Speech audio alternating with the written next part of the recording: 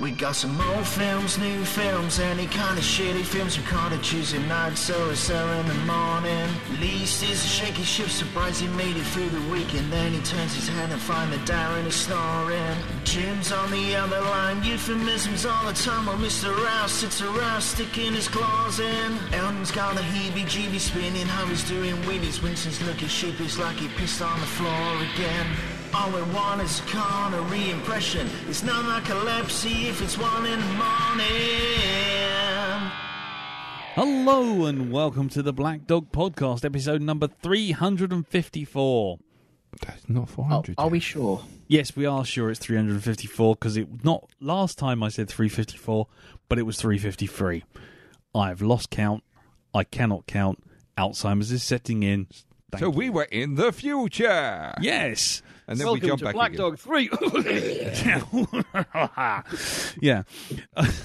Actually, we're like, was it The City in the City? 2 episodes that exist one over the other, and if you observe one, you can't observe the other. Yes. Everything yellow, don't look at it. Everything red, look at it. Yeah, Beigel, and what's the other one? Alcoma and Beigel. Glaucoma in our case. Glaucoma, yeah. It was, because everything was faded and fuzzy on the edges. Anyway, we'll get to that probably in a bit. Hello, everyone. Welcome to episode 354. I'm Lee. I'm Darren. I'm Jim. I'm Elton. And this week we will be telling everyone how our week's been, because apparently, according to some Twitter people, that's the funniest bit. Is it? Yeah, apparently. So do we get to pack up and fuck off home? Yeah, bit, we then? just say how our week is and we just go, and the film, what do you think? Yeah, okay, bye everyone. Maybe we should have a whole set of robot voices recorded, and it could play random words. What did you think of this week's film? I thought it was bullshit. I thought it was okay. I thought it was insert tin hat theory here. I thought Audition was batshit crazy. Then you just hear the tape just run out. Please turn over the tape. Yes, we'll be seeing how everyone's week's been, fortnight. And then If I can remember what the fuck I did in that last I can't fortnight. remember what I did today, let alone last week. And then we'll... Don't look so scared. Don't look so scared. You're in my house. Remember Yes. my house. You Yes. remember my house. Yes. Right, okay, brilliant. What's my birthday? 6th of September. Yes, there we go. I'm fine. I'm What- not smelling any burnt toast or anything like What that. year? He's gone blank. 1957. Yes. Hey. That explained a lot. And then- 1802. yeah, quarter past 6. Anyway, so we'll see how everyone's week's been, and then we'll get on to this week's movie, which was done purely for the benefit of Mr. Elton, which was our film Audition, Takashi Miike's 1999 film about finding love, finding love for the older gentleman. Yeah. But anyway, before we get to that, he's just pulling out a piece of paper for his notes, which he can't find because he's put it somewhere. There we go. We'll see how everyone's week's been. And we'll start with you, Jim. How was your week, sir? Long. Fortnight. I've been actually done stuff this time. Aha. I went to see Ghost Stories, which was very good. Yes. And we took a trip down to Birmingham to see Carl and O'Deal, where there was much drinking of gin, and Nice. much eating of fine food, and much coming back and not looking at the scales. Yeah, always a good idea. That's the yeah. It's that sort of. That was a great day. Do you fancy a sandwich? Oh yeah, let's just have one more sandwich, and then you just sort of look at it on the plate, and you're like, actually, nah. as the chair creaks under your weight. Then you pick it. Yeah, that's Or right. if somebody's left some chips, you nick one chip. Except one chip will be all right, won't it? Yeah, one chip. I don't feel hungry, but I'll just have a chip. Yeah. So I'll have another one. Stolen chips are more fattening, though. yeah, they are. Yeah, the double bubble. So okay, cool. So You know what they say, take C away from chips. What do you got? Where's it go? Hips. Nice. wow, your week's going to start with, and you joined Weight Watchers, yeah? No. They said I had to lose weight before I got into their weight watching thing. Right, okay. Darren's turned into a 1950s mother. I have, yes. We've been calling him a mother for years. Yeah. But anyway, carry on, Jim. So other than that, there's been an awful lot of kind of wondering if I need to build an ark, as seemingly since Easter it's sort of rained bloody non-stop, and it's kind of the last day's kind of. I think it's finally stopped now. Is there any rumours of this spring thing? I remember hearing talk of actually going to happen. yeah, I might actually get out and do something in the garden, or go outdoors and not be wondering I'm going to come home to a flood. yeah, you just sort of get a few animals together. I mean, an ark probably isn't a bad idea anyway, considering the political climate. I think the being on the sea is probably about as good as it can be at the moment. How is that undersea base coming along, Lee? It's With coming you and along. was it Sturmberg? I think you called yourself, was it? Yeah. Actually, I was going to go. Sturmberg Technologies. Yeah, Stromberg. Stromberg, that's it. Or Strongbow. Yeah, exactly. I do cider. Actually, I'm going to go up in a space station. Are you? Yeah, and with a race of With supermen. the freaking laser beam. Yeah, exactly. Was it sharks with freaking... No, they're not. They will be in No, I was going to release space. those implausible little virus pods around the Earth. Ah. And wait for Roger Moore in his orange jumpsuit to come and get me. In his safari suit. Yes, exactly. Space safari suit. Space safari suit. Sorry, Jim. Scaramanga.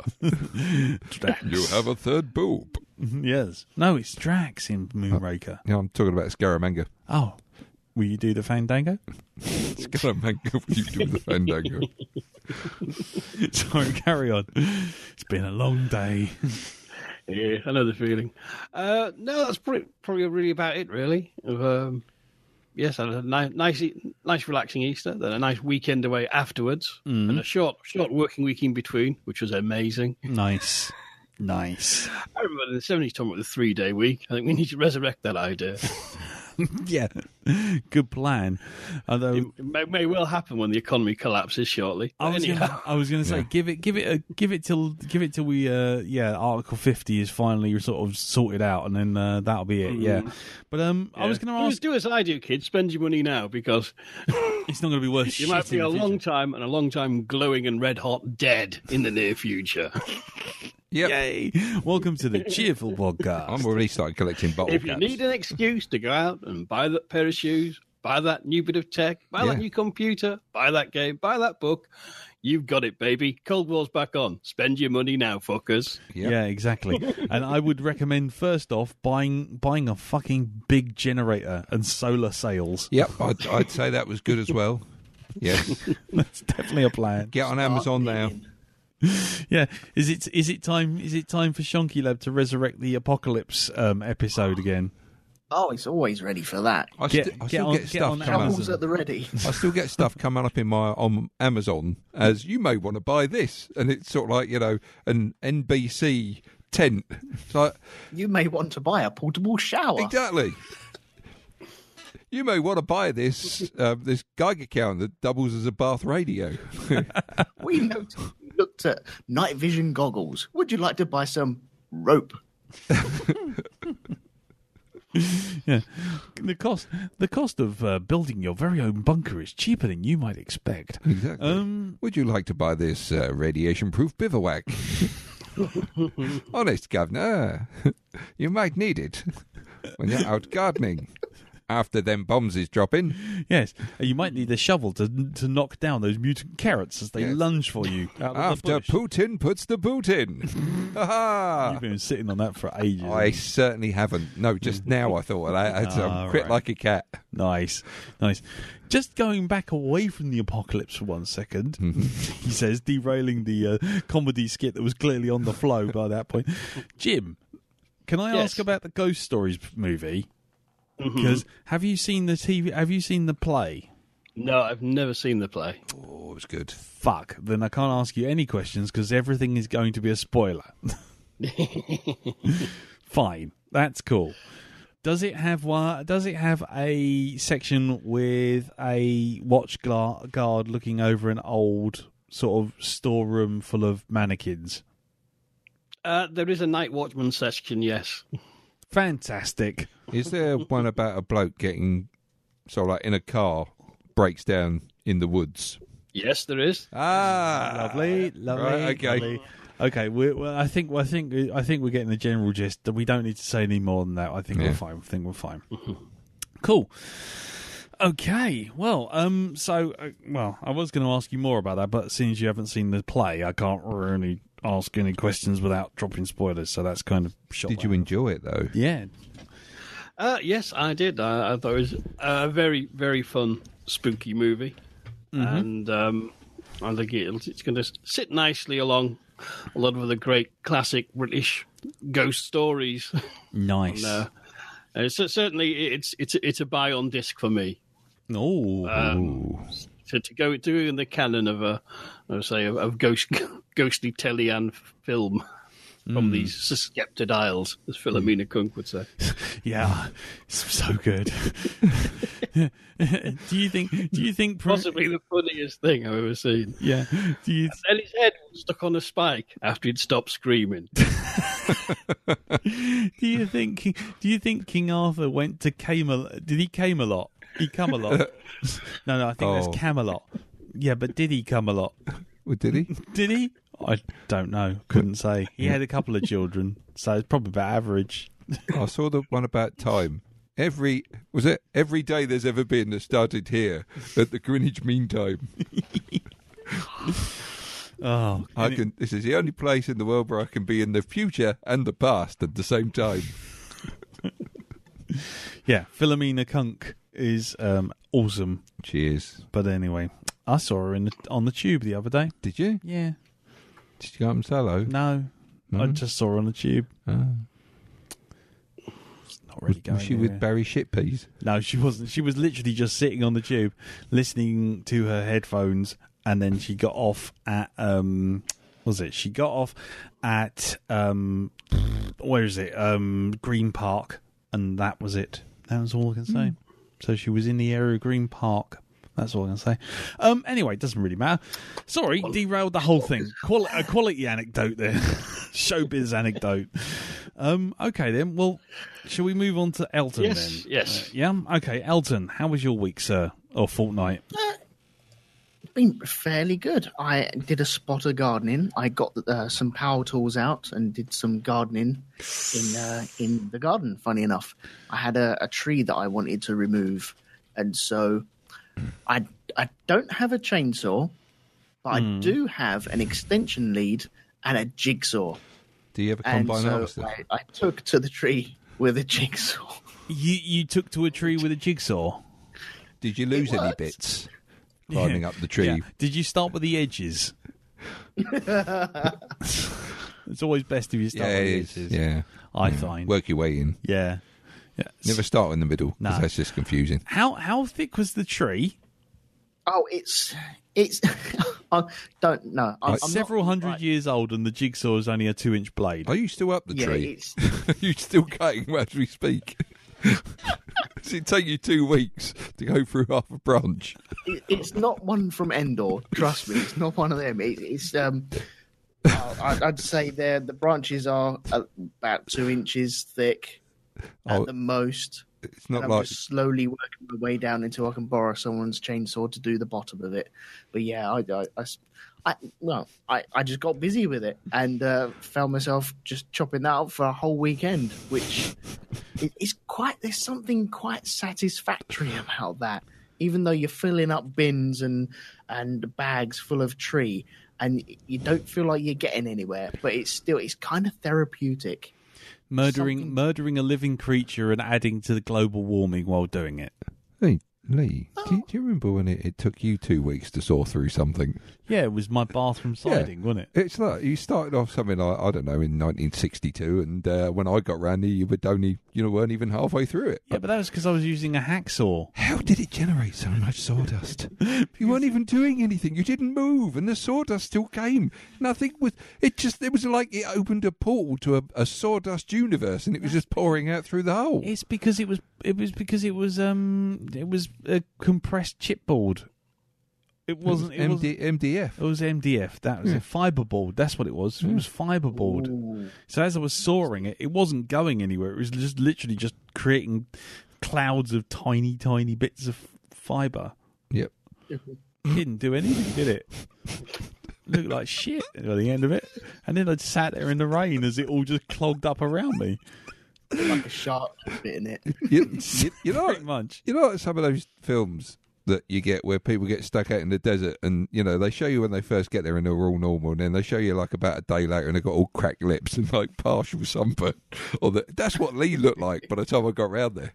He hadn't had a drink of water or anything. I had to bring him out liquid refreshment. He's like, I've not been to the toilet in 3 days. He had a hanky on his head as well. Yeah. Yeah, and the funny thing was, I'd stopped going straight. It was literally like the most wonky cut you'd ever seen in your life, and it was just kind of slow because I was moving millimeter by millimeter. The angle was only visible once I'd done like about 5 inches down, and at which point it's like, oh shit.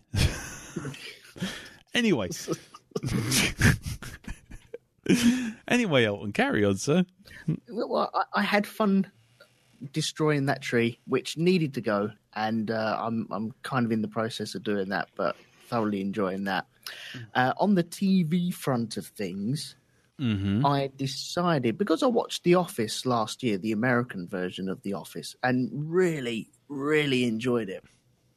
I decided to go back and give the Gervais version a go. That's Now, a mistake. I'm well aware of that coming first, and then the United States version coming after. And I can't stand Gervais. Now, I've given him a go at certain things. I've given his stand-up a go. I've given The Office a go now. I've tried other little things. It's just him. I just can't stand him. I don't know what it is. It's just something about him that just jars me. The rest of the cast are brilliant. I thoroughly enjoyed them. Martin Freeman, thought he was really good. I was quite surprised to see him in there. That's his breakout role. What was it? Yep. Oh, I didn't know that. Yeah, that was his big break. Oh, okay. Yeah, I thought he was really good in that. When it's not on Gervais, I really enjoyed it. Mackenzie Crook, I thought he was brilliant all the way through it. But yeah, it's the Gervais factor. I just can't. There's something there that is stopping me from liking him. And yeah, I've tried. I've given it a fair crack of the whip, but no, ain't happening for me. Is he too in your face? Is that what's wrong with him? Shut up. Oh No? Okay. my god! That one's been brewed I'm for going 5 to move minutes on now. from that. Also, I saw a film. Oh yes, go on. Lee's grabbing his face. It makes him look like he's travelling at 3 times the speed of sound at the minute. They used to do that in films where they used to sort of to show somebody going really fast. They used to stick a Hoover on reverse in their leaf blower in their face. That's what he looks like. Yeah. Oh, Sorry, Elton. God. I'll Sorry. shut up now. Go on. No, that's all right. No, it's all right. Just that was The last painful. thing I watched 2 nights ago, and it's a couple of years old. It's called Bone Tomahawk. Oh, yes. Seen it? Yes, I have. Jim, have you seen this? I've not seen I've it. not yet, no. No? Shall we put that on the docket, Elton? You want to put it on the docket? Yeah. Okay. I mean, You don't have to ask my no. opinion. Well, seeing as you've seen it, it's just whether or not you'd see it again. Oh, I'll definitely see it again. Okay, cool. It's. I won't say anything about it then. No. Say what you think. Say what you think. I loved it. Yeah. I loved it. I Was surprised to see Jack from Lost in there. But he had a really good role in it. Yeah. And David Arquette was popped up at one point as well. That's but right. Kurt Russell, man, he brings it home every time, doesn't he? Yeah. He really does. He does. Oh, dear. It's not quite horror. No. But there's something of the Hills of Eyes about it. But yeah, man, that was good. I wasn't expecting it. Yeah, that was good. That's the thing, isn't it? It's got that sort of, you think you know where it's all going, and then it just kind of slowly nudges you. A bit like my cutting through the MDF. It's like you sort of, by the time you realise that it's starting to move towards the sort of horror direction, it's a bit too late. If you zoom in close, it looks straight. Yeah. You zoom out a little bit, it's on the wonk. You can see it's well on the wonk. Bone Tomahawk, it's on the wonk. That's one for the poster. Yeah, I just decided to watch that. It's on Netflix at the moment. And yeah, man, that was an experience. Yeah, that was good. I like that. Okay, well, I won't do it like this month, but maybe next month or something, just to give you a bit of breathing space. Yeah, definitely. Yeah, you can't you can't watch it too many times in a row. No, it's not. It's not exactly fluffy kittens. No, yeah, not whiskers and mittens and pink fluffy kittens. It's quite the opposite. Yeah. Right. Okay. Anything else, sir? No, that'll be it for this week. Okie dokie. Right then. In which case, we shall move across to my 205-year-old Alzheimer's riddled fool of a friend. Oh God! Yes. So how was your week, fortnight? Well, it's had its ups and it's had its downs. Can you remember any of them? Yeah, yes, I can. Oh, right. Okay, go on. Shall I start with the downs? Start wherever you like. I'll start with the downs. Go on. I've been to the hospital. Really? For various sort of like examinations. Was it your bottom? No, it wasn't my bottom. It was the other. It was the other end, or should I say, the front bit. Your face. Yes, indeed. No, I had to have a cystoscopy, which is where they get. He's got a pee. This is where they get a fibre optic camera, and they stick it down the end. Yeah. Knoboscopy. Knoboscopy. Knoboscopy. Yeah, exactly. Just to do sort of like, examinations of bladders and stuff like this. And Knoboscopy, yeah. And I've had this a few times now in the past, and it doesn't get any easier.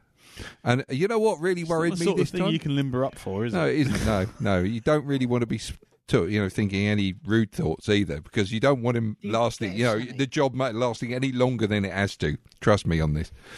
But I think what worried me was when Kate Adie and the BBC News broadcasting team came in with their on-the-spot camera. And it was like, yep, they're going up there as well, because that's what it fucking felt like. Full IMAX rig. Full IMAX rig, yes. Widescreen and everything. You're not supposed to be, how shall we say, erect for this? Exactly. I love the way you tried to delicately go around it and then just went straight for it, Elton. To tell you the truth, with the procedure that they do just before anything happens, I can't see anybody being anything but flaccid for this one. Especially when the disinfectant goes on, it's like they get a fucking bucket of the stuff and they just chuck it over your groin. It's like, I'm not touching that unless this stuff's gone on there first. Well, I've heard that about you. Exactly. So I'll just kill it with fire. But it was like they've got this like fucking screen above where you're laying, so you can actually watch the thing going on. Why? But I've now seen hot dog. Yeah, Don't care for a hot dog. Hot dog. No. Do you want going in? Do you want onions with that? Do you want some cream cheese? No. Oh, there we go. Fuck around with you. I would go. We're going in. Yeah. We're going out. Oh, you in, just out. More and deep. in we go. Yeah, you just see it going in, and it's like they've got like a full lighting rig on it and everything. It lights up the insides of your knob. It's just Is it like when you shine a torch through your thumb and it glows red? Yeah, you could see. I couldn't actually see down below because I'm pretty sure it would have looked like fucking E.T.'s finger. Yeah. And I did go, ouch. Yes. Your ass must be glowing like. No, it wasn't my arse, but my arse. It's the other end. Well, the light's not pointing at you, Knob. It's pointing inwards. It's pointing towards the back. I suppose it would have been. That would have been fun. I suppose had it gone through the other way, I could have had it like, "This is your father's lightsaber." It's like a reverse lighthouse. Yeah, this is your father's light button knife. The heat ray swept across the common. Ah, I've seen this before. No, Parson, no. He was alive. Is it like the balls in Prometheus when they do the scanning of the tunnels? Well, I'll tell you what, they did look like a pair of those glowing balls. Everything sort of lit up. You know, it was a bit like Blackpool Illuminations down there. I did hear them whispering about maybe getting sponsorship from ITV because I think they're doing the New Year's celebrations from my pants this year. Strictly Come Dancing. So that was interesting. I got to see bits of me that I'd never seen before. Well, since you've shared, a full size map of Darren. I've got that now. I'm it's a bit like Inner Space. Except, is there Donald? Fantastic Voyage. Fantastic Voyage. Yeah. I was going to say, is there a little dot indicating where Donald Pleasance and the Donald submarine... Pleasance was there. He looked like Donald Pleasance. Actually, most of the sugar was turning to alcohol. And a little red ribbon like Indiana Jones on where they went. Yeah, it's a plane marking his sexual. John Williams in the background going. Yeah, let's get the time tunnel reference in there as well. Come on, let's do that. Or the black hole. Muad'Dib. I wish. Yeah. No, that is actually the sound it makes. Yes, Lee. Thank you. I was thinking more of the crew truck backing up. Beep beep beep beep. Okay, so. Apart from that eye-watering stick when they pull it out. Do they what? Sorry. Do they wipe it like a dipstick in a car? They just flick it across the back wall. They wipe it on the curtains. They just got a bit of rag and just wiped it down. Exactly. It looks like a fucking oil stick. You know, you put in a car and then the engineer takes action. Oh, that don't look too good. That's what you're saying, dipstick. Yeah. You dipstick? You dipstick. But, yeah. After that, the rest of the week is a bit of a blur. Just a bit, yeah. I felt a bit violated, you know. Especially when both hands appeared on your shoulders. Yep. No, I must admit, it was quite, it was the hospital staff. There was 3 of them in there. I thought, inside? Yeah, exactly. They're all suited up, and then we're going in. Darren, when they pulled it out, was it what like the actual camera or my? Recall? Oh, the camera. Yeah. Okay. Cool. Was it like Total Recall? That scene where Arnold Schwarzenegger pulls that orb from his nose. It was. Did you go? And I went, I want to go for ice cream.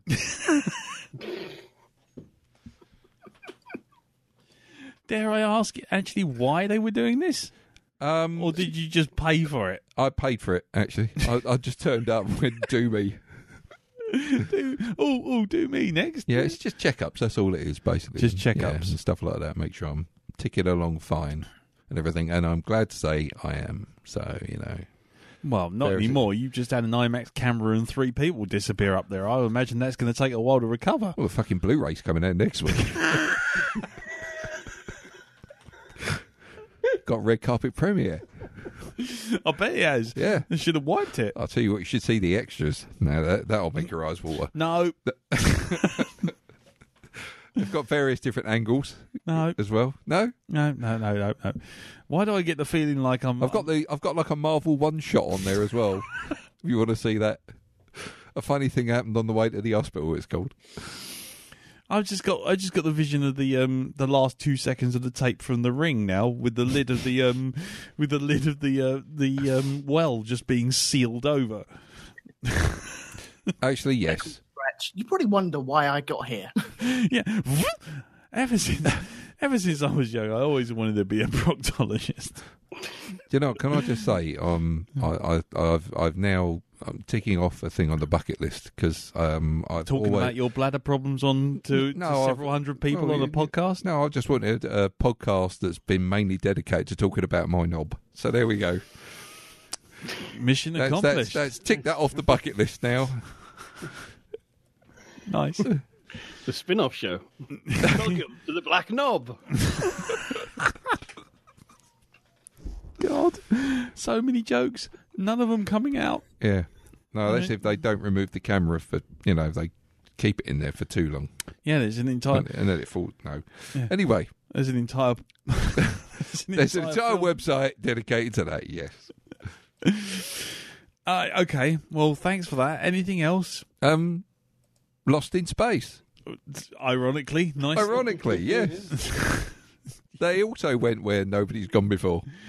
Well... Actually, yeah. we'll notice a few times before. Okay, well, I've seen this, so what do you think of it? I really enjoy it. I think it's really, really good. Has anyone else watched this before we go any further? Not yet, no. No. Elton? I've seen a bit of the first episode. Okay.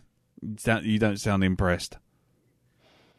I'll give it a couple of episodes, but I'm not holding any faith in it. Okay, that's cool. So go on in, Dal. What do you think?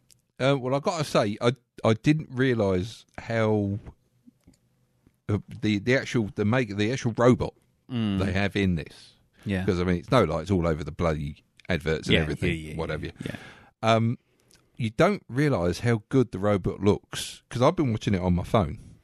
And then I got indoors and it was like, I really need to finish this episode. And so I fired up HD Netflix. Crikey Vision. Exactly. And it's like, my word, look at the work they've done on that. And it's just the actual suit that the guy's wearing. I mean, He's not. it's not. I saw a VFX breakdown by Image Engine this morning. It's actually all CG. no, not when it's doing the close-up stuff. When it's standing there with the hands, there may be the face with the effects going on there, but everything that's a bloke in a suit. Nope, there is a bloke standing there, but it's oh no. Really? Might be the odd panel here and there, but it's the when you see the full size robot, that's not a suit. Because when it goes sort of like batshit crazy, then fine, I can see that's CG. But when it goes full General Grievous with arms a flailing, it's But when it's kind of in chill mode, then it's just a bloke in a suit. Really? I know. I can show you the breakdown if you like. Well, we'd have to stop recording, but yeah. Wow, that's really good then. That's what I thought. And half that forest doesn't exist either. Oh well, there you go. Yeah. I can understand that. But I like it. I like the characters in it. Although I don't know, it's. I think Parker Posey. No, it's not. It's not Parker Posey. It's really. It's the usual. I don't know. It's. I was starting to get the feeling that they're using the same old trick of. I knew you were a soldier when I married you, and I was fine with it, but now I'm going to suddenly have a problem with it years down the line and not understand that you're actually doing something quite important with your life, and yes, they do need you to go and save the world. Well, I could address that because it is actually mentioned. Yeah, I know, but he also there's a counter argument to that as well that he makes. Yeah, but I can't say anything about spoilers. Yeah. Okay, maybe when we take a break. But no, there's definitely. I thought that was all addressed. But I think I've seen that sort of storyline, that sort of facet of a makeup of a sort of like an ongoing story arc one too many times, and it's like, do we have to have this again? Well, it's like you should have put that on Elton's tropes thread that's doing great guns on the Facebook group. Is he done? The Rooms 101 thing. Yes, of course. That's it. Yeah, the thing that we've all seen before 100 times and don't really like seeing ever again. Yeah, he was a soldier. I didn't mind him being a soldier. Oh, but he's been a soldier now for a bit too long, and we don't want him to be a soldier anymore. Yeah. Why are you a soldier? No, you're not a soldier. Where's all the money gone?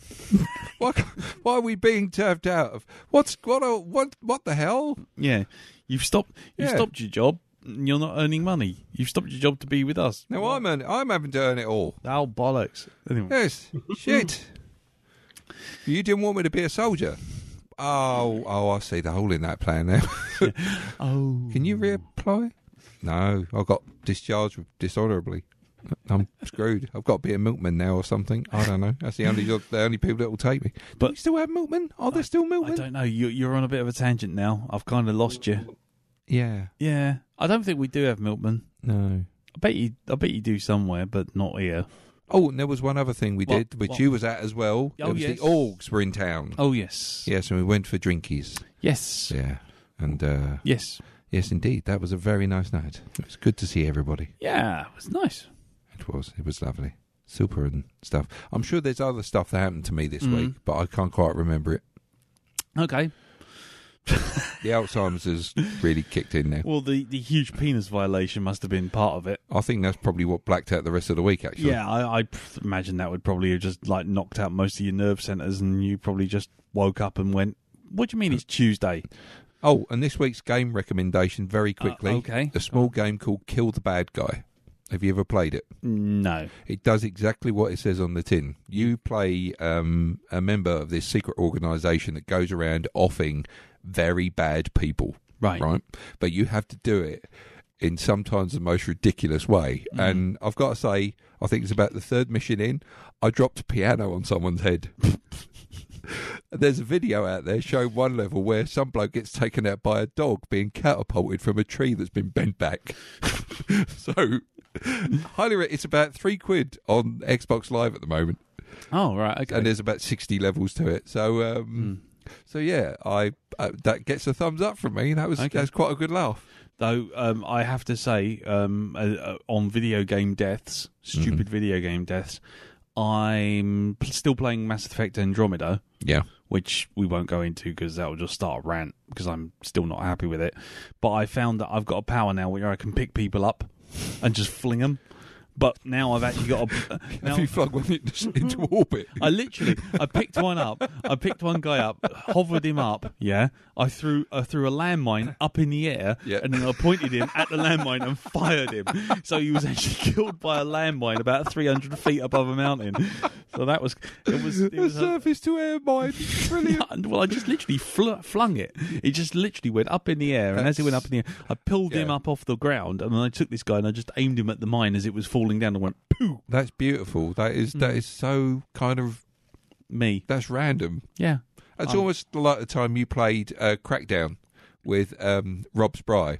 Yeah. And he was a more powered up superhero type cop than you. And so what he did was he got you in a skip and he threw the skip up to the top of a building. But as it went up, it kind of just didn't reach the top of the building and came down. As it did, you fell out of it, landed on the floor, and as you got up, the skip then landed on you. Beautiful. Comedy. Comedy gold. Deaths. Comedy gold. Oh, man. Ah, right. Okay. Anything else, dude? No, I've not even been to the cinema this week. Well, I can make up for that because my week... Right, okay. Well, my week obviously went to the drinks with orcs. Yes. I'll do the one that's the oldest one first. I went to see Black Panther this weekend. Right, okay. Which, I have to say, like Wonder Woman, I'm very glad I didn't see anything about it. I just left it alone, stepped back from it, let the hype train pass, disappear off up the tracks, and once everyone had calmed down, I went to see it, and I thought it was good. But I didn't. Did I think it was wow, amazing, brilliant, fantastic, best Marvel ever? No, it was a good Marvel film. Yeah, and I'm not taking away any of the external political shenanigans that go around it and significance. What it means to other people. Absolutely bang on, fine. Would never ever question any of it. However, as an actual content of a film, it's just an average film. It's Marvel's Batman, basically, with Shakespeare, with a Shakespearean sort of battle for the throne kind of tale, of treachery and double dealing in the middle of it, and that's fine. That's cool.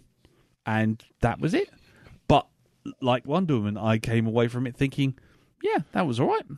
It's fine. It had some problems. It was good, but it wasn't amazing. A bad guy that doesn't show up for 3/4 of the film. Well, that I kind of understood because, like other Marvel origin stories, which is essentially what this was, you have to set up the setup. You know, the whole point of how he gets his powers, and then how you get rid of his powers, and then the environment and the world he's in. Because Wakanda, let's be honest, is quite a bit different from the rest of the Marvel universe. And so, much like Doctor Strange, you have to set up the whole cosmic whizzy bang nut job stuff in Doctor Strange before you get to actually meeting Dormammu, who, let's be honest, turns up for about the last 10 minutes of the film in a big one looping skit. So that to me felt pretty standard for Marvel. I just thought it was okay. I didn't come out thinking that I'd seen the second coming in filmmaking. I came away feeling like I'd been entertained by a mid-tier Marvel film.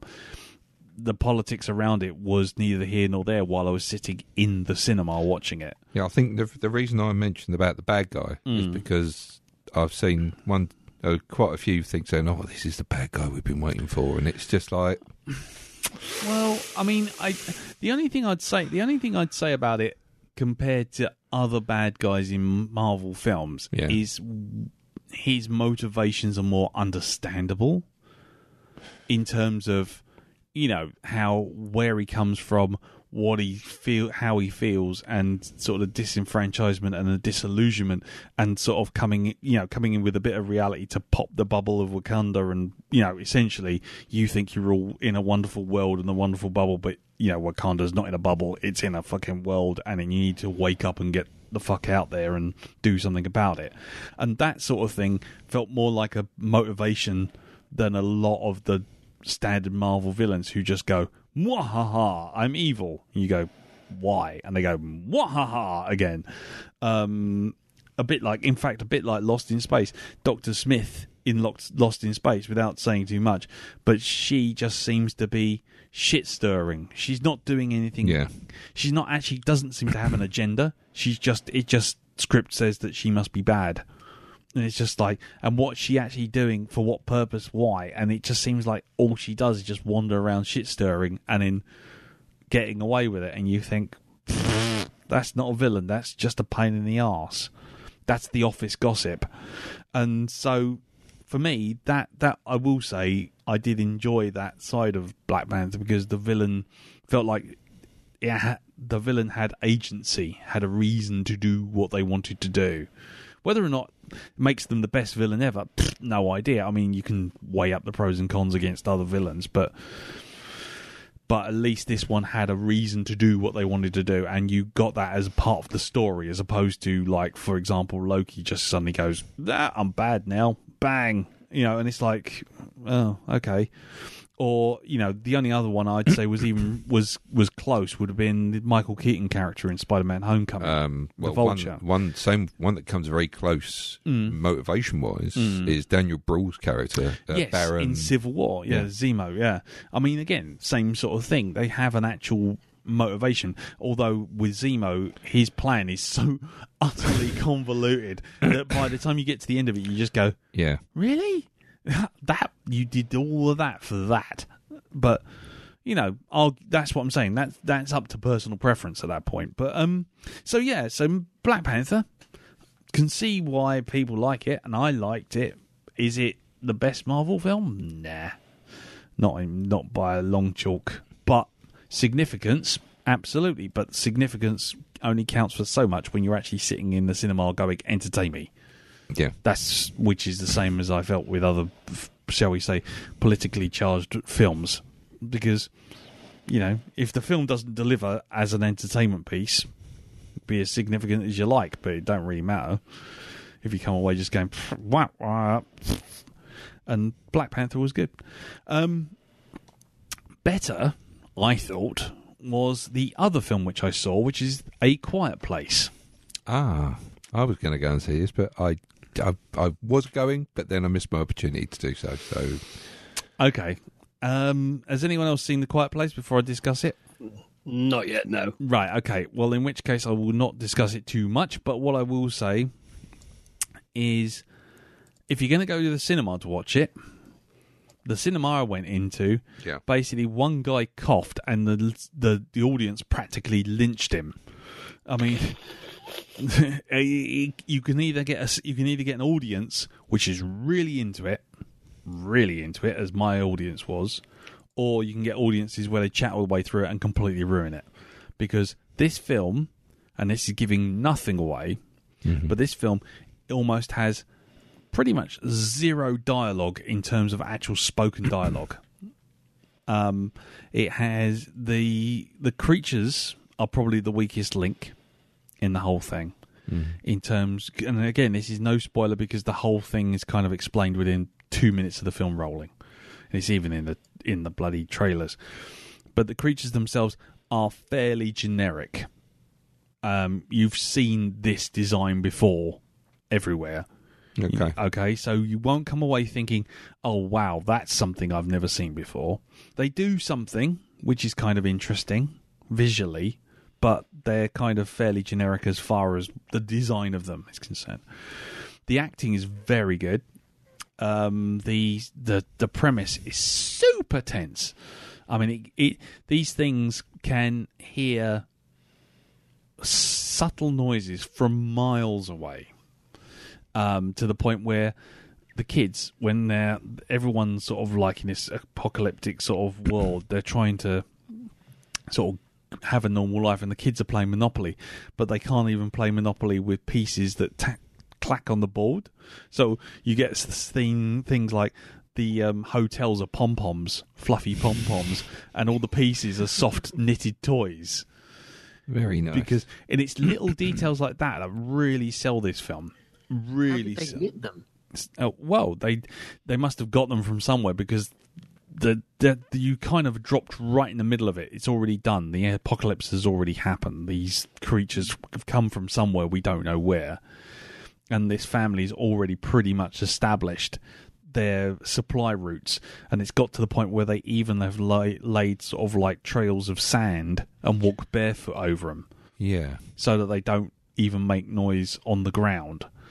And if you make even so much as one sort of, I would say it's kind of like going, if I sort of was here and just went, beep, something from like Darlington would be on me in about 5 minutes flat. I mean, they literally move like fucking grease lightning, these things. They're kind of all just limbs and arms and kind of barreling at you. But they can hear that kind of difference. And they sort of filter out background noise. So once you go above background noise level, that's it, you're fucked. But it was, very good. Very, very, very tense. There are a lot of questions, however, when you start thinking about it. Mm-hmm. But when you're watching it, those questions don't come up. It's only when you start thinking about it afterwards, you think about, well, what about when you're asleep and you fart? Because I mean, literally, I mean, if the noise of someone putting down a piece on a Monopoly board is loud enough to lure one of these things from like a quarter of a mile away, you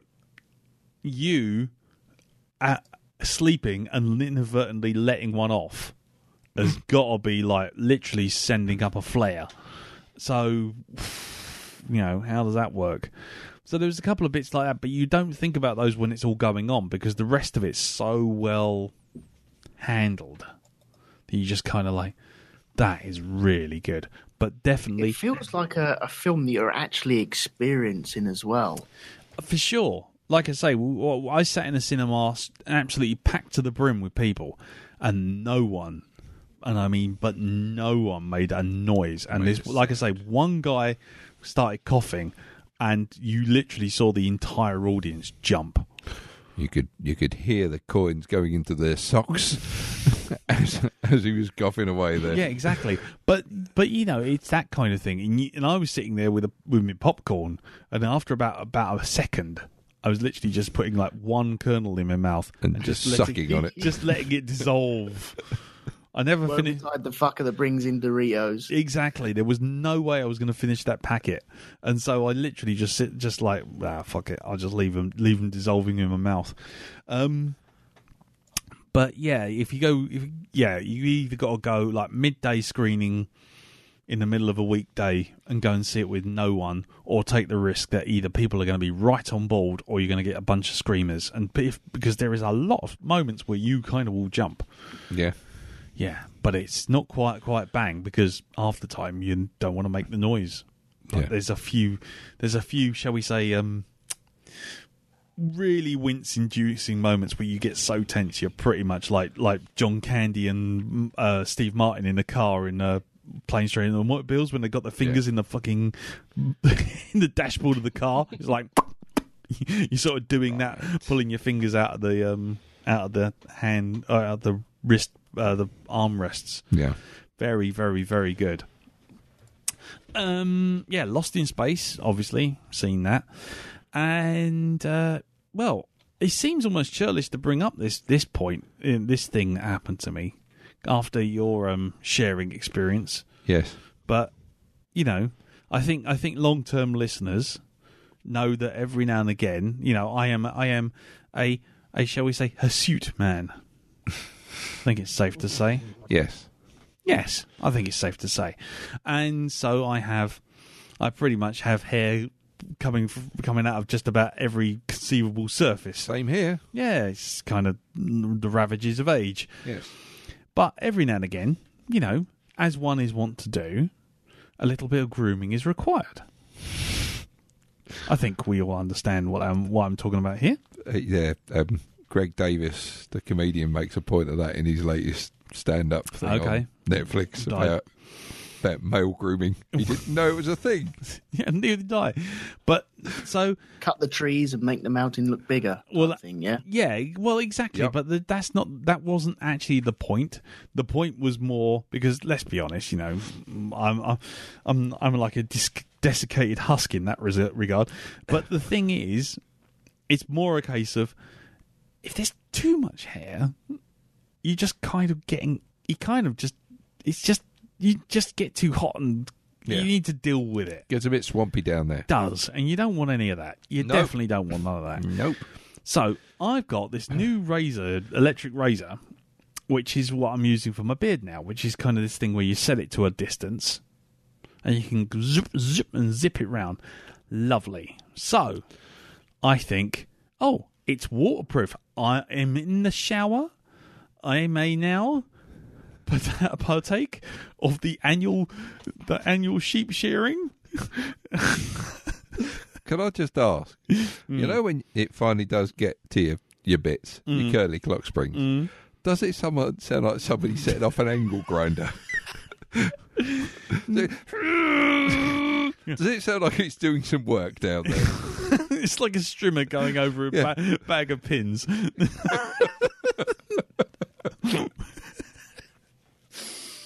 So,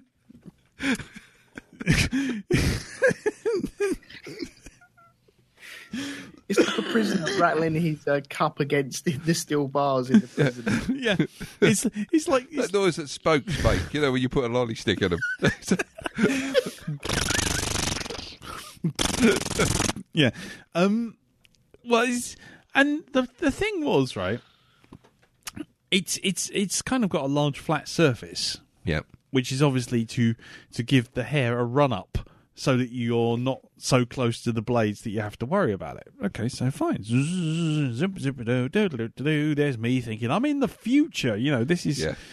I am modern man. I am modern man. I am taking everything. I'm grooming myself. Yes. And all this sort of thing. I'm almost a hipster now. I will have a bun on my head soon. Yes, exactly. Yes, I will. And I will go and work in media.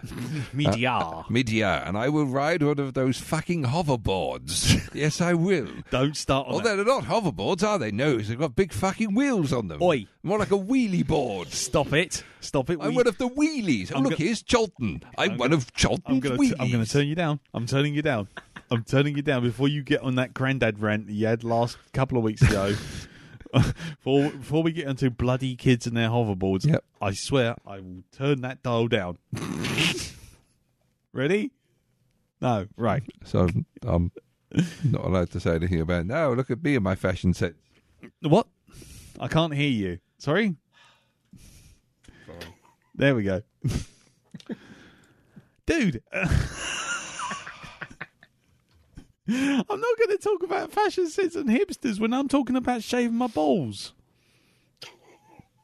No, but you see, it's one step away from it nowadays, isn't it? Of course, you know, I am a young man now. Look, I've shaved them. Look, I'm young. I'm down with the kids. No, shaving balls and kids, No, not mixing. No, not going there. Back that truck Back up. that up. Right. Anyway, the point was there is a point. There is a kind of termination point of angles where I'm shaving my balls.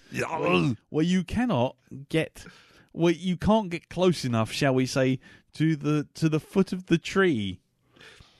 Is the best way of putting it. Can I just ask? You know, when you're doing the shavy bits underneath the foot of the tree, do you find that your knob is sort of like doing that thing that you do with your top lip when you're shaving it, like that, just to get the proper angle? Yeah, if I could do that, I'd be in show business. But about this for fucking Britain's Got Talent. There we go. Come on, Simon Cowell, get a load of this. Yeah. Anyway, the thing was, then I made the mistake. You see, I made the mistake, which is I thought, well, there's only a little tiny bit that's just a bit too long Yeah. that I'm just going to have to take care of. So I took off the safety guard. No. And very lightly, I went round the edge. But gravity, being what it is, a little bit was just hanging just a touch too low. Gravity will pull you through. And I went.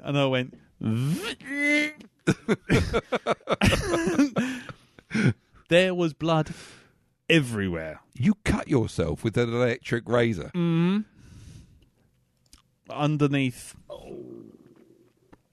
and it's. I mean, in hindsight, and I'm post panic, and with a useful array of mirrors and some deep You're breathing. saying in hindsight, but really, you've got no chance of looking around there, have you? No, but that's what I'm saying. I need a large array of mirrors, like the fucking Hubble telescope.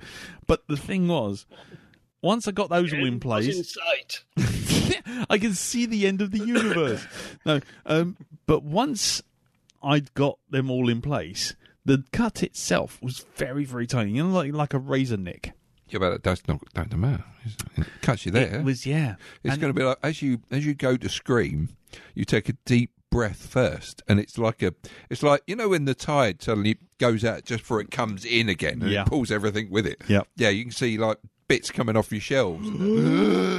Yeah. Well, funny enough, it wasn't far off because I tell you what, within 2 seconds of doing the where it finally just decided enough was enough, the blade just decided it was going. The whole bathroom looked like a set from Carrie. Ow! It was just everywhere. I'm like, I'm gonna need to have a shower now. And do you know what's even Did you worse? stick a plaster on it? Oh, No, I didn't. I took a little bit of tissue. yeah. I took a little bit of tissue. And... Did you stick aftershave on it afterwards? Is that what you did? Did you get your styptic stick? You know those things they used to sell in boots that you put on cuts that, you know, it's supposed to stop the bleeding, but actually what it does is it fills in the cut with cement. And that's what it looks like you've got growing out your face. No, I put a bundle of tissue underneath it, and the tissue just went. This is my knob bandage. Yeah, it wasn't the knob; it was the base. Hello, can you go? And well, actually, in this case, it's based on hi, can you go? Yeah. So everything. It literally looked like someone had done one of those abattoir videos and shot a pig in the back of the head with a bolt gun. Oh, man. It was just like it was everywhere. Took about 10 minutes, and I'm standing there in the shower now, sort of literally panicking, thinking, this is the way I'm going to be gone. This is going to be it. This is how they're going to find me. We got a bleeder. Me knob bleeding me out down the sink, down the bath.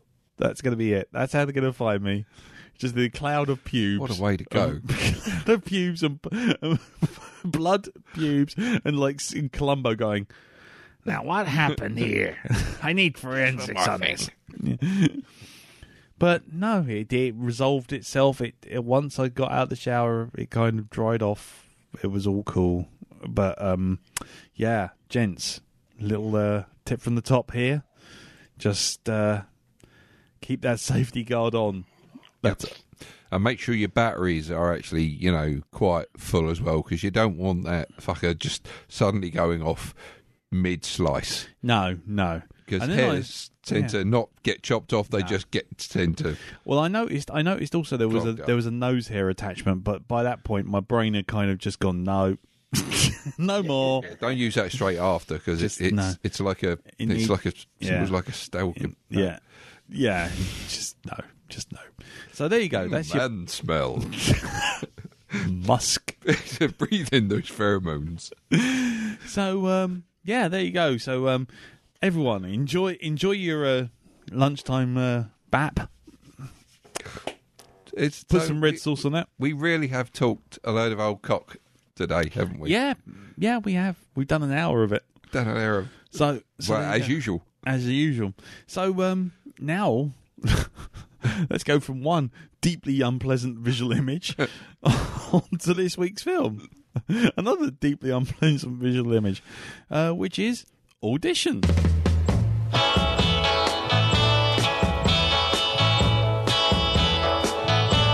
saw her today. I saw her face. It was a face I loved, and I knew I had to run away and get down on my knees and pray that they'd go away, but still they began. Needles and pens, because of all my pride, the tears I gotta hide. Right, okay, so Audition. Yes, Audition is a 1999 film, Japanese horror film based around a novel of the same name, directed by Takashi Miike, and it's about a recent widower, Ayama, that's it, whose son suggests that he finds a new wife. Ayama agrees and with his friend stages a phony audition to meet a potential new partner in life. After interviewing several women, Ayama becomes interested in Asami, who responds well to him, and although they begin to date, her dark past begins affecting their relationship. It was originally started by a Japanese company, Omega Project, who wanted to make a horror film after the great financial success of their previous production, which was Ring. To create the film, the company purchased the rights to Ryu Murakami's book Audition and hired the screenwriter Dansuki Tegan and director Takashi Miike to film an adaptation. The cast and crew consisted primarily of people Miike had worked with on previous projects, with the exception of Shina, who had worked as a model prior to the beginning of the career in a film. The film was shot in about 3 weeks. The film premiered with a few other Japanese horror films at the Vancouver International Film Festival, but it began to receive much more attention when it was shown at the Rotterdam International Film Festival in 2000, where it received the prize and the KNF award. Following a theatrical release in Japan, the film continued to play at festivals and had theatrical releases in the United States and United Kingdom, followed by several home media releases.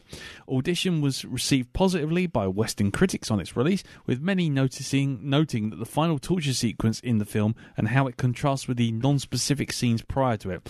The film had appeared on several lists of the best horror films ever made and had influence on other horror films, including the work of directors such as Eli Roth and the Soska sisters. There is a number of things about themes which I could go into, but I would suggest rather than me just rambling through it, you go over to the wiki. But to cut a long story short, Audition has been read as both a feminist and a misogynist tale, with Mike stating that he met with journalists in the United Kingdom and France, and he found that they commented on the film's feminist themes when Asami gets revenge on the men in her life. Where the film sets up Ayama's traits as behaviours which would be considered sexist, a list of criteria for his bride to meet, and phony audition format, and a search for a future wife. I'll leave the rest of it because we might get into it as a discussion anyway, but it's well worth looking on the wiki for that. The film was shot in approximately 3 weeks, and scenes in Asami's apartment and the restaurant was shot on location at a real apartment and a real restaurant. Wow. Outdoor scenes were shot in Tokyo, and the torture scene at the end of the film did not originally contain Asami's line, "Kitty, kitty, kitty, kitty." Shina was initially whispering her lines while filming the scene, but after discussion with Mike, the two decided having to say these lines would make the scene even more scary. Ibashi found that Takashi Miki was having so much fun with the scene that Mike was especially excited when his feet were cut off, when Ibashi's character's feet are cut off. For special effects where Shina's character places acupuncture needles into him, the special effects were used to create a mask layer upon which was laid Ishibashi's eyes. Oh, they keep changing between the actor's name and the character's name, which was then pierced with needles. On Rotten Tomatoes, the film still has 81% based on 73 reviews, with critical consensus reading an audacious, unsettling Japanese horror film. Audition entertains in both a grisly shocker and a psychological drama. And in Time Out poll conducted in 2010 with authors, directors, actors and critics, they voted it as one of their top horror films, placing it at number 18 out of 100. Of the film's success in Western audiences, Takashi Miike states that he was not surprised, but that he had no idea what goes on in the minds of the people in the West. "I don't pretend to know what their tastes are, and I don't want to start thinking about that. It's nice that they liked my movie, but I'm not going to start deliberately worrying about why, what, and where, and what I can do to make it happen again." The actress who played Asami, Ihi Shina, stated that in Japan only a certain type of film fan would watch Audition. By comparison, she said that the film was seen by more people overseas, which she attributed as a good thing. Right. Here we go. Let's gear up for this. Now, obviously, Darren, you've seen it before. Yeah. Jim, you've seen it before. Yep. So, Elton, you know what that means. Yeah, I know. So, ladies and gentlemen, let's sit back and enjoy the uncomfortableness which we were all looking forward to. Let's jump straight to the main course. Elton, Yeah. what did you think of this film? Wow. This is like Owen Wilson going, wow, again and again and again. Selling This sofas. was great. Yeah? This was good. Cool. I don't know if you're expecting that. I don't know what I was from me. I don't know what I was expecting, because I don't know how you react to uncomfortableness as opposed to spookiness. So I was kind of interested to see what you felt about it. Yeah, well, I think there was bits of supernatural thing in there, but I'll get to that very, very soon. But yeah, this was great. This was really, really good. It was a nice slow burn. Mm. I was torn between the guys who are dicks, by the way, Yeah. setting up their fake auditions, and I was torn between that and him, well, both of the blokes being dicks, but also feeling sorry for the single father. And it's a really weird position that you're put in with these guys. Yeah. But there's no denying that his mate is a massive bellend as well. I like there is almost a supernatural vibe there. There's a slight undertone there. Yeah. And I get that with the phone. And where Oyama, I think his name is, he wants to make the phone call. and you can see. Oh, I forgot her name now. Asami. Just sat there on the floor in some sort of creepy, weird way. Yep. And just totally stone statue still, waiting for that phone. And the way that her head drops, she's looking at the phone, and then it just next shot is drop down again. And there's that sort of thing of she's willing it to call. He's kind of getting them vibes as well. He's almost, I really want to make that phone call, but I can't.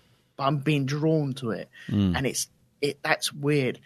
And I love the fact that he could be having his own audition himself for what could end up being his part that he has to play later on in the film, because he makes the phone call and thus connecting with her again, and kicks it off. He sets it up. They go to dinner, and it's, well, I'm really glad that you called me and made that connection again. And then instead of him being sat in a room looking at her at a distance and auditioning her, then she's also auditioning him. And you're like, flipping hell, man, this is good. But it's such a slow burn that you want it to race towards the end, but it's not doing it, and it's dragging you back. It's kind of, it's like you're walking through treacle, but in a good way. You're being restricted as to what you're going to be finding later on. I love the way that it really slows you, the viewer, down in this. But man, it was so good. I got confused, I suppose, in the middle part, once they started having little dates, and there's little snippets of time missing, and I can't work out what that is. There seems to be, I don't want to say it's badly edited, because I don't think it would be badly edited. I think the jump cuts are there for a reason. It's the side shots, and they're talking over one of the tables at the dinner. Yeah. And it kind of jumps. All of just a bit weird, but then again, you find out later he's kind of drugged, so I'm not too sure whether that has something to do with it or not. But there is also a massive jump in the middle where all of a sudden everyone in the restaurant that was there, bang, they're all gone, and you're like, oh, hang on, what happened there? I don't understand that. So, I'm looking forward to you guys explaining that to me. Right, okay, but well, we've got the tinfoil ready, because I think there's a lot of interesting timeline related stuff in this movie. I think. Oh, okay, good stuff. But yeah, man, it's so good. And then when you get towards the climax, fucking hell, Jesus, man! All of a sudden you're like, oh, what? Hang on, what the hell is happening here? And then you realise she is mad as a bag of spanners. You're like, fuck me.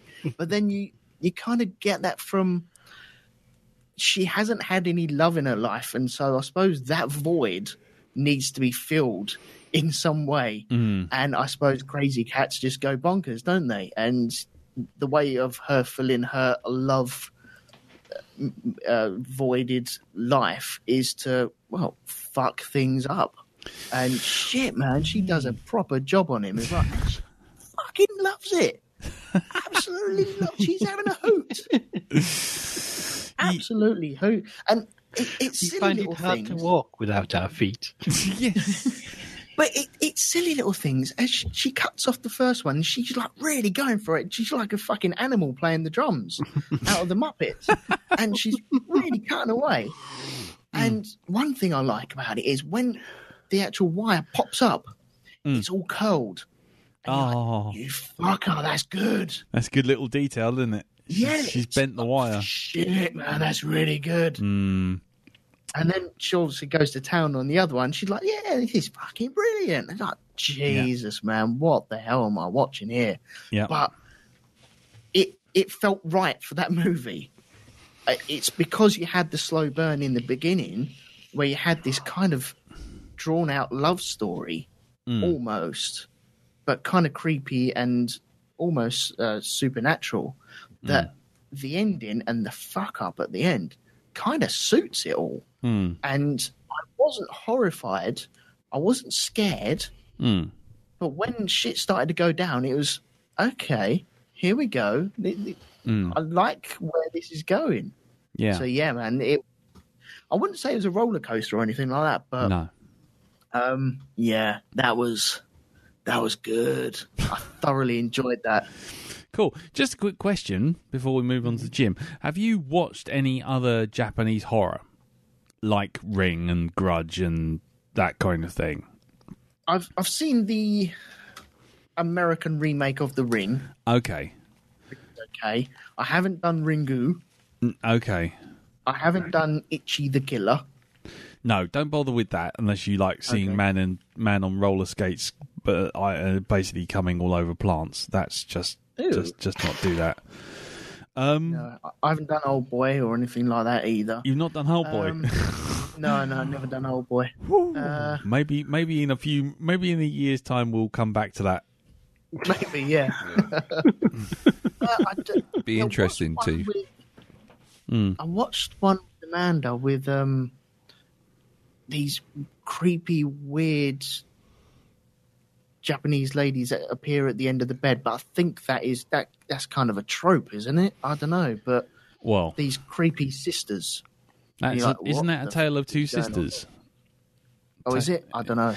I mean, the reason I was asking was because when you were getting creeped out about her being sort of stock still and in a kind of a weird position, she has got a look about her which goes back to things like The Ring and classic Japanese ghost look. The Grudge in particular. The Grudge is another one. Yeah, they have the black hair all down over their face, and you can just see an eye. But also they're all in white. Right. That's kind of a big long white dresses. It's kind of like it's almost like when we see nowadays, in the Western terms, it's like if you see someone in a hockey mask, you're not thinking, oh, he's off to have a nice game of hockey. You're immediately going, he's a wrong 'un.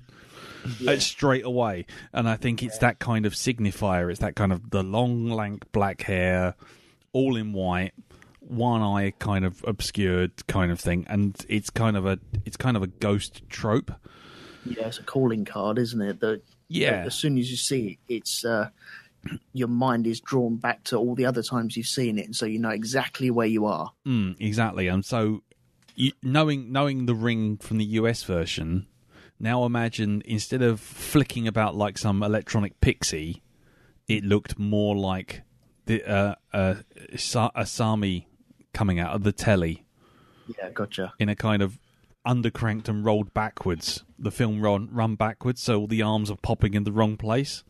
Yeah, I could see that. Right, that's kind of a trope. So just to get, I was just trying to work out if that was something you had seen before. But anyway, yeah, I think I'm aware of that vision.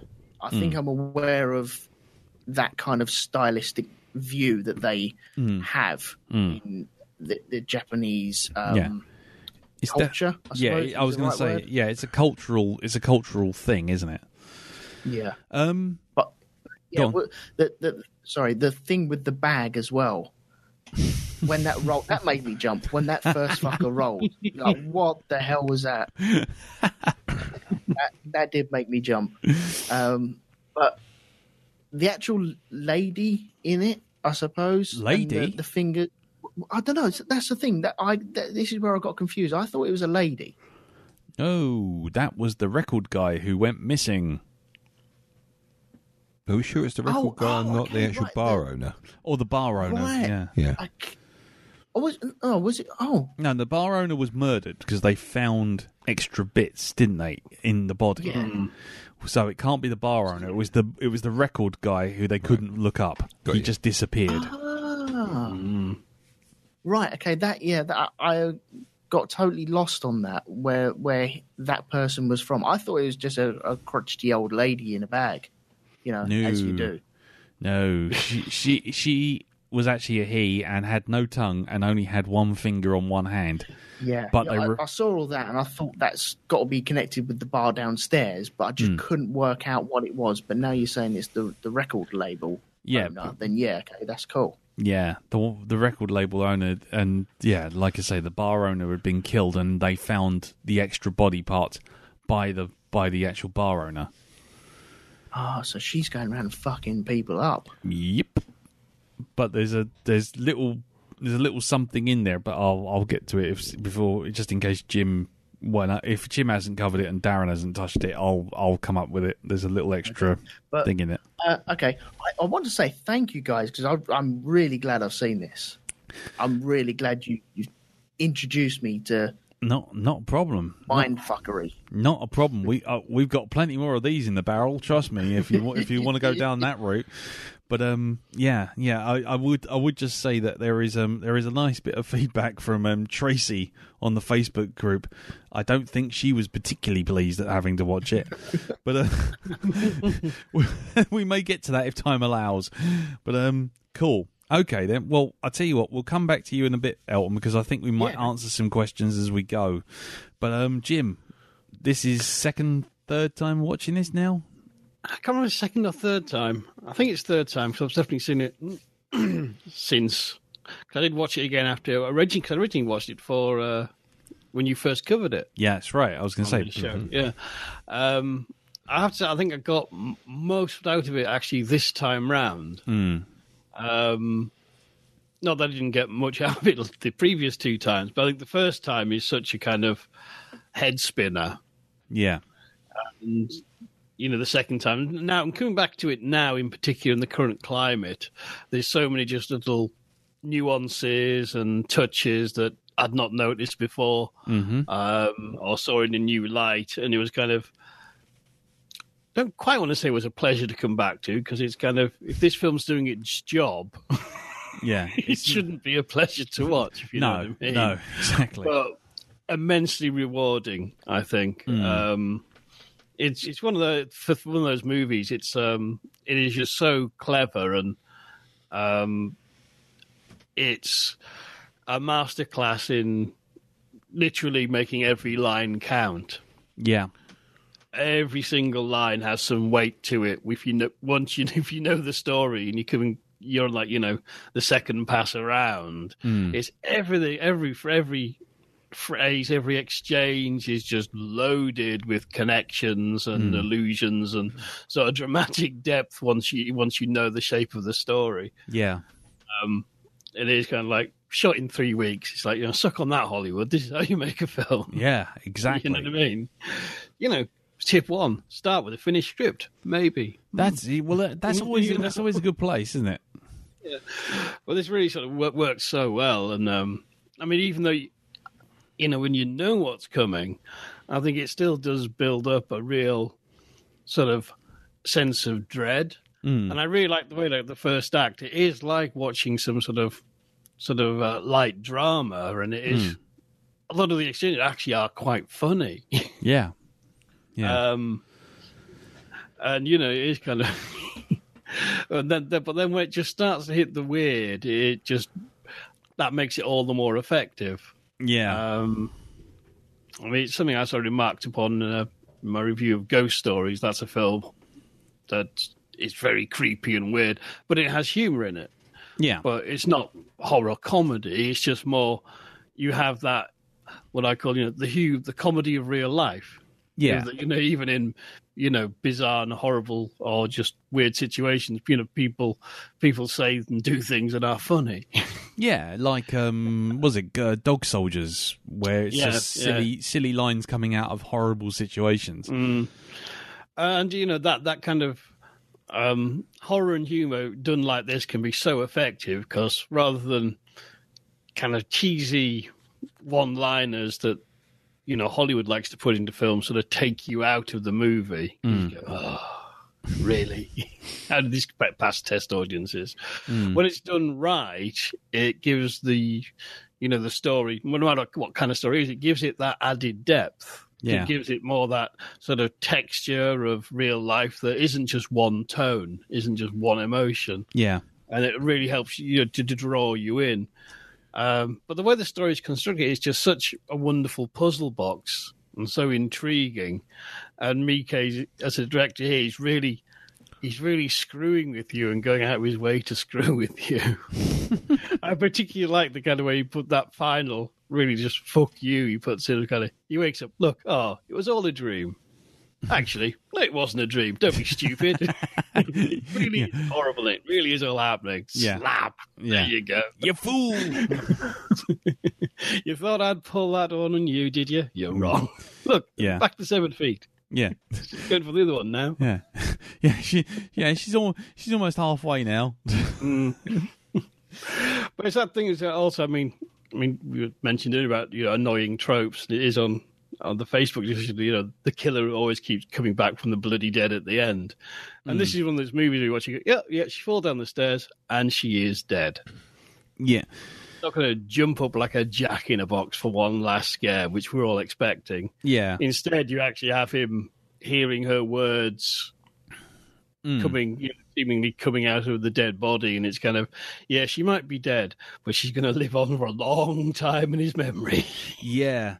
Well, that was the thing. I couldn't work out, and I don't know about you, Dale, if you thought the same, but it's just like when you see when you see her sort of like he's hearing the words, did you get the sense that actually she'd broken her neck and she wasn't completely dead? She was at the bottom of the stairs just kind of hissing the words out through sort of like an inanimate body? Because I couldn't work out whether or not it was something he was hearing or whether or not it was the words, her broken neck. The words she was saying, I'm willing to bet that it was just him just in that sort of, the passing, just about to pass out sort of bit there, because the stuff she mentioned she'd already said during the film. Yeah, it was just a compilation of stuff. I think is designed to make you think, "Oh my God, she's not Sam. She's not there with a broken neck, still taunting him." Is she? Well, that was what I got. I was sitting there thinking, "Oh shit, she's." Actually... I think you just get that long shot. Now, when I watched it this time, I was watching. Oh no, yes, she is dead. She is dead. Yeah, but you have to look. You have to look and realize, because he is doing that thing of he's blurring. The boundaries between, as happens a lot, through the, we see things through his eyes and through his imaginings, and we sort of, what you're seeing isn't always exactly what's happening. Yeah. Which is a really clever touch, and it leads to some. I mean, I've got a great tinfoil hat theory for you. Oh. Is the fella in the bag a vision of his future self? So, what, you're saying that he is actually in the bag? That's him? Could be. Because when... Oh, my word. Hang on. Because he didn't have any feet, did it? No, he didn't have any feet. It was missing fingers and all that sort of stuff. No, more the point was he knew all this stuff. But how did he know all this stuff? Because he was in the bag. He'd already gone mad. Because the thing was, when the sun comes in... The son comes in, sees him on the floor, she comes out behind him, and then just as she's about to get him, it cuts. Yeah. Yeah. And then he has all the flash forwards and flashbacks and all this kind of thing, which kind of fills in the gap of her history, including the bit about her, which was really gross, throwing up in the bowl for the guy in the bag. And it's like, well, how does he know this? Is he tripping balls? He experienced the bag thing before his son showed up. I watched it just before we came out. I had to give it a second watch. I'll tell you why. But yeah, he knew about what a flat looked like, and it's just, well, how do you know what a flat looks like? You've never been there. How do you know she's got a bag on the floor? You've never been to a flat. You don't know any of this shit. All you know about it is the place she went to, where she used to work, or supposedly used to work, and also her ballet paedophile, that bloke. Yeah, but even that, but that's what I'm saying. Just Jim's tinfoil hat moment could actually lead credence to that, because if he knows, if all of this is literally him just tripping balls, and as Elton pointed out, everything kind of jumps. There's a lot of awkward jump cuts, and then all of a sudden it's like, then he starts to really lose his mind, and then and it's like, how does he know about any of this stuff? So you're saying that He's while been in the she's bag. talking to him on the phone, he's actually in the bag there at the same time. Is she talking to him on the phone? Is she talking to someone else on the phone? Or is he imagining that that's the record producer where he is now? Or is she? Or is that scene? The next guy down the line is ringing her. Yeah. Yeah, because when you see her laying him down before she puts before she starts with the feet, she's actually putting him on a sack that's about to be sewn up. That's essentially what he's laying on. He's laying on a open burlap sack. Yeah, I was watching Kevin. It does have this, is the same. Well, certainly the same kind of sack. There's the same eyelets at the top and stuff, and it's kind of. It was this viewing I started to wonder when we start getting the jumpy timeline things and these sort of these bits coming out of sequence, and I started thinking, well, hang on, because he starts to learn some of the stuff in the flashbacks. Yeah, that's being completely omitted from the earlier bit narrative, but you need to have the stuff in the flashbacks to work out her motivations. And then you have to ask the question. You say, are you doing the work for the director? Well, that's are you filling in basically plot holes in this for him and going, oh yeah, and this is what it actually means. When actually, do we know that's what he actually meant to do in the first place? And where is the payoff at the end to give you the actual confirmation that he is in the bag? You're just making speculation of this. No, that's fair point. That's fair point. In which case, if that is true, and he never, that's not what his original intention was, then that's really bad writing. Ooh, I mean, yeah, Jim, why, Jim, what have you done? Well, the thing is, there is a theory being put about by Western critics that actually all this stuff, horrible things that Sami is doing, is actually like a masochistic fantasy, and none of this horrible stuff happens. Miike has come out and said, actually, that's bollocks. That's not really intended. But I think kind of that fractured narrative is kind of, I don't know, there's something weird about it. And it's kind of, as I say, I think he is toying with you. And I think he's kind of, he decided, told it in this sort of dreamlike way in the third act. So, you can come up with different interpretations.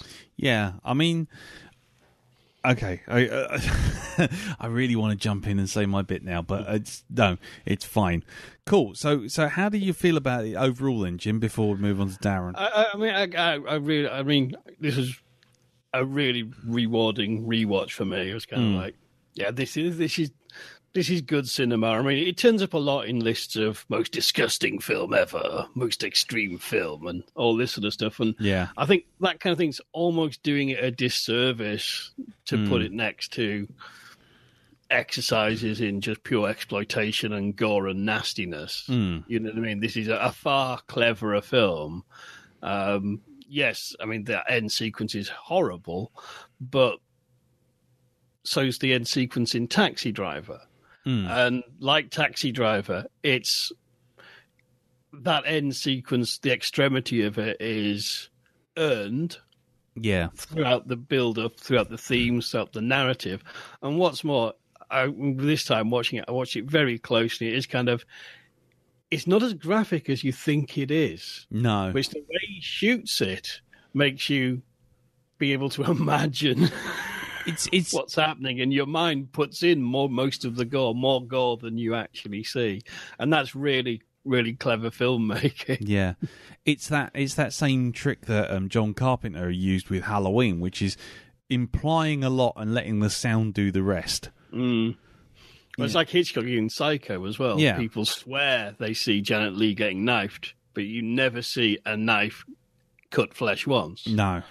No, but the sounds are there, and your mind just hopefully fills in the gaps. Exactly. Yeah, the illusion and the implication is all you need. Yeah. Cool. Okay, so overall thumbs up. That's 2 for 2 so far. So over to you, Mr. Bayer, with your double watch. Yeah, so I had to watch it. Please tell me you didn't fall asleep. I while fell watching. asleep. Oh my god. I fell asleep during it. Okay. I think you've got to be in the right mood to watch it. Yeah. Because my reaction to having to watch it again was, oh, for fuck's sake, no. And I don't mean that in a, oh, this is really gore. I mean, oh, God, fucking sit through this shit again. It was the fact that I think the thing that kicked it off for me, I mean, I've seen this before, I probably liked it before, but I don't know. This time, it's like, this is a dated film. Look at the state of it. It looks like it came from 1999. It doesn't look like a modern film. That's it, for one thing. Right. Okay, Yeah. I think it was, that started putting me off straight away. It was like I was watching a soap opera, a really quite badly shot soap opera Okay. for me. No, that's right? cool. It's cool. I'm not going to And leap across the table at you or nothing. Go on. And for some reason, I don't know, like I say, it just couldn't keep my attention. Right. It just like, I've got 2 hours of this to get to that bit at the very end where it all, shit breaks loose. And, as Jim's pointed out, to say that it's the goriest film ever, that's totally wrong. It's not the goriest film ever. No. If you want to put it in the stake of, the film that's got a gory piece of 15 minutes at the end of it, then fair enough. But I think people get so shocked by that bit at the end that they just see it all the way through the film, and it's like, well, no, it's not. There's other shit going on here. It's not about that. It's that. It's like, right, I'm getting the gore shotgun out of it, or I'm getting the torture shotgun out at the end. I'm going to hit you in the face with it at point blank range. Yeah. But what I see, because I must admit, on the second viewing, when I watched it, I got with it. It's a lot better. Yeah. I must admit. It still looks dated, but I think I remembered why I thought it was good last time I watched it. Go on. Because it's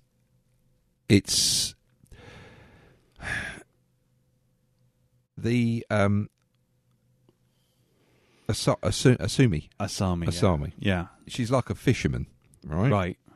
She's basically, she comes in as the bait, Right. right? Right. Making herself, she knows how certain guys' minds work, and she plays up to that. Right. The sort of innocent, look at me, I'm so vulnerable, I'm so shy. Right. When underneath, of course, we know that's not going on, right? There's something else going on underneath the surface of this woman. Yeah. And this is how she reels in the victims. Okay. Now, the way I view the main protagonist in this is kind of like someone who's been, I don't know if you can call it peer pressure. I mean, because some of his views on what he expects from a woman are quite sort of, fucking hell, mate. Yeah. Well.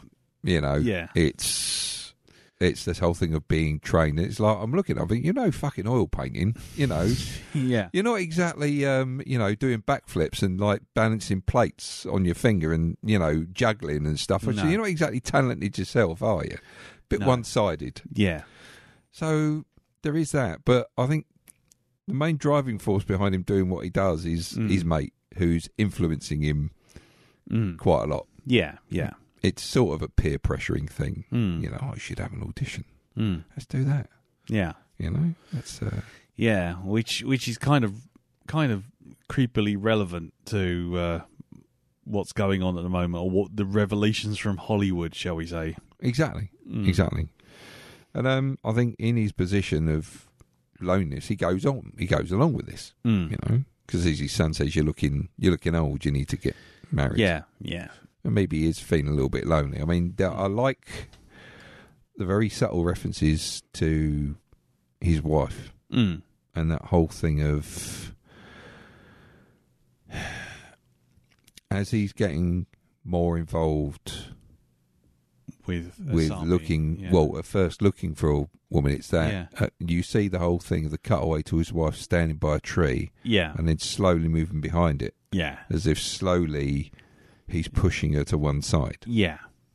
Yeah. I like that Yeah. because I've probably felt like that Yeah. in the past myself Yeah. when trying to move on. Well, it's that whole thing of she's still behind the tree, but you're just not. You can't see her. You're mentally sort of hiding her away. Yeah, it's that whole thing of her fading out of his life. Yeah. Yeah. Yeah.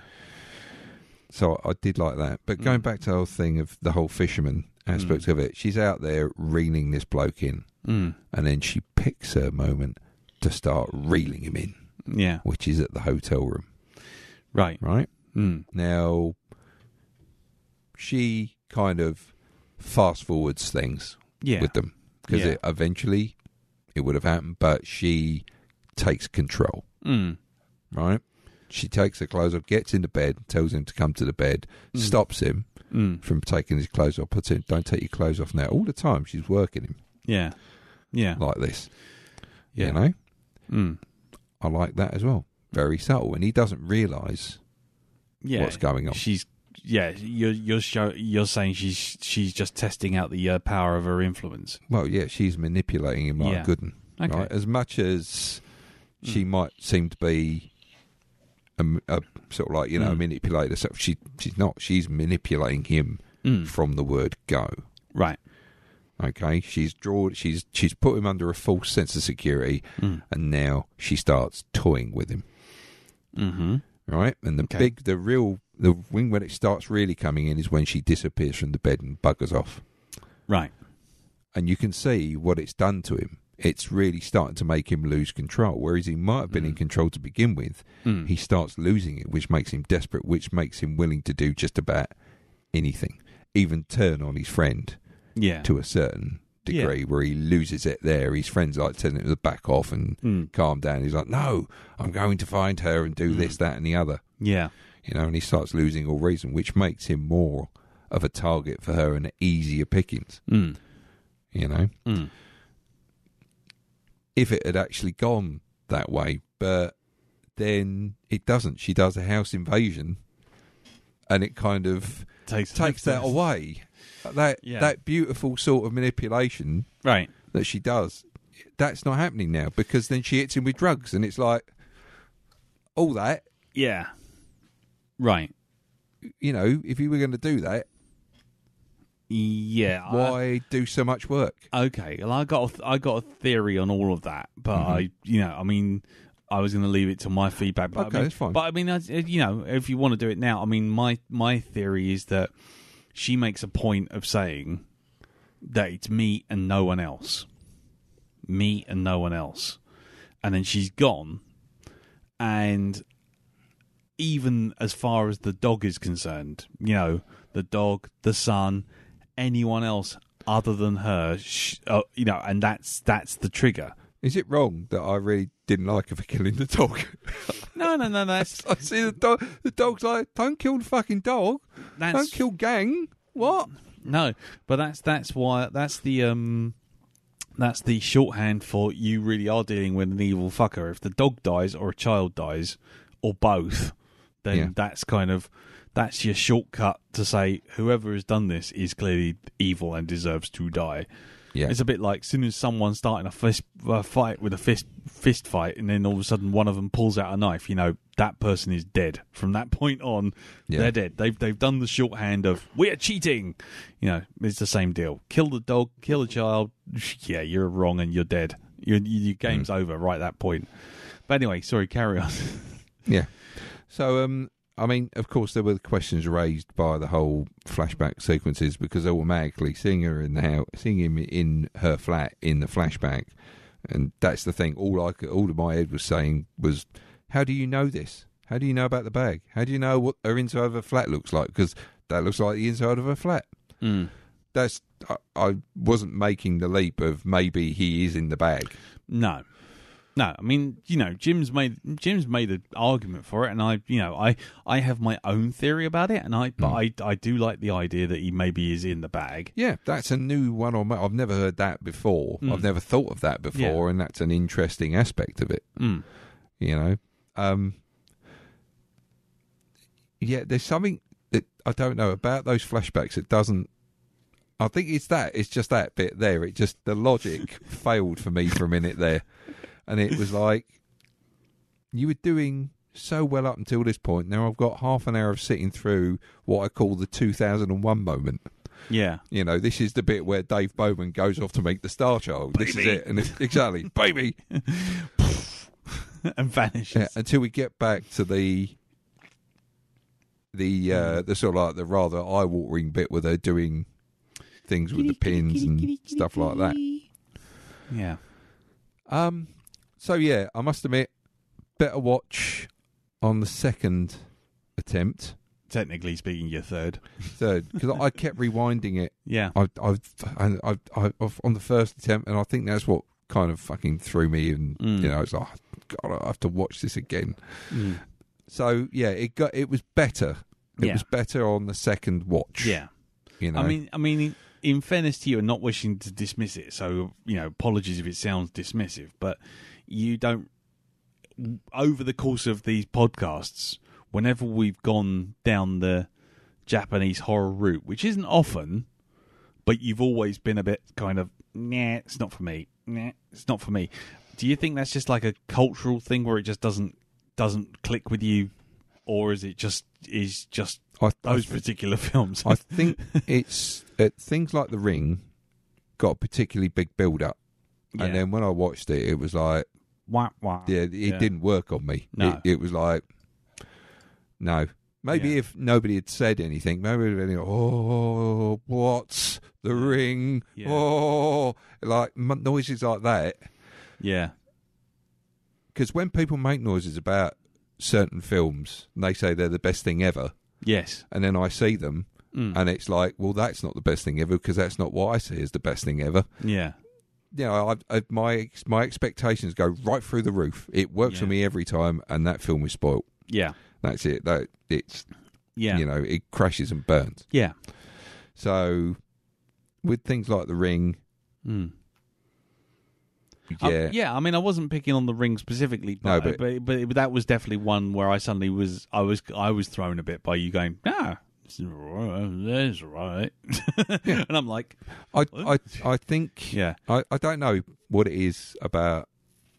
I'm pretty sure I've seen J horror in the past, and I've been impressed with it. I mean, I've seen scenes from things like The Grudge, and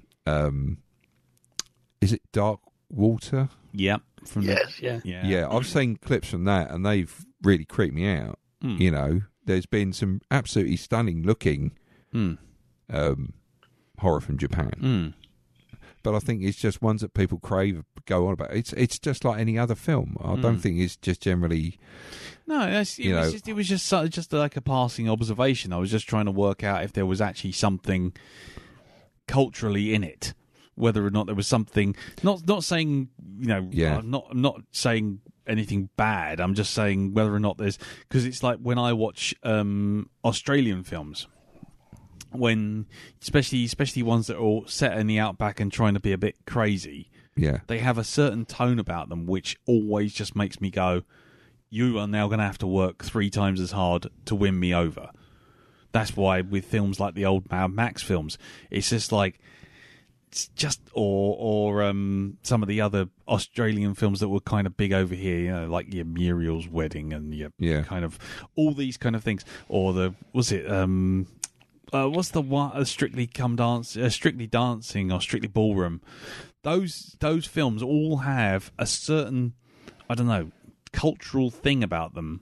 Whether or not they're a post-apocalyptic thing or a thing about flamenco dancing or whatever, but I just kind of go, it's not.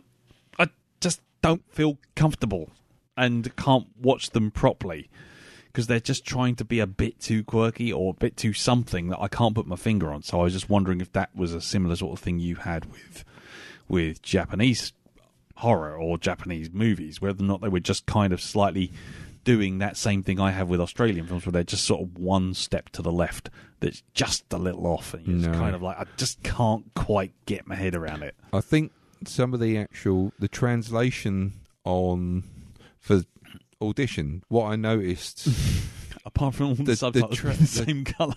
Well, the subtitles themselves were written quite ham-fistedly. Yeah. You know, it was as if somebody had done a literal translation of what these words actually mean. Yeah. This is what this word says in English, and hasn't looked at the actual grammar and the way that the sentence is put together and translated it properly. Yeah. So that it makes sense and it gets the same. So you're sort of filling the gaps or trying to translate the translation. It's just you sit there and it's like, it's just what? What does that sentence even mean? Exactly. I'm pretty sure they're a lot more educated than what you've just written on screen there. You know, I'm pretty sure they speak a lot better than that. You know, if I understood Japanese, and I'd be like, wow, that's really shittily written, that subtitle there. Yeah. So I think sometimes badly written subtitles, you know, it depends on how they write the subtitles. If the subtitles are good and they understand how the language, the actual structure of the language, and translate that properly into English, then that's great. Cool. You know, you get the real impact of it. You know, it's the same with. I mean, I noticed that, like when they dub, you know.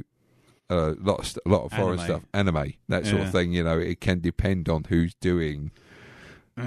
Yeah, it could depend on how they're doing the translation. You know, it's like the Foley work on it as well. Where somebody picks up a bag of crisp, and the bag of crisp is louder than the rocket engines that are taking off on the spacecraft that's just over there.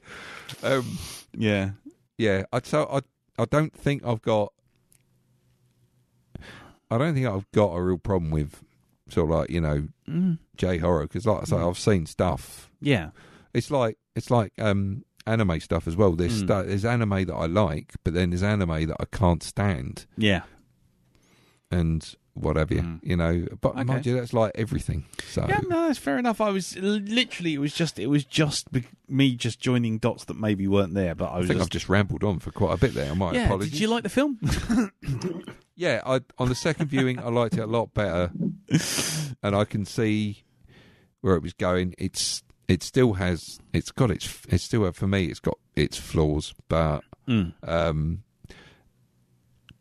think a cut down on the dream sequences, and you know, it's like half an hour shorter. Yeah, one Barnard, too long. Yeah, because I looked at that, and it's like, we're already on the dream sequence. I'm looking at it, it's like, there's 35 minutes to go.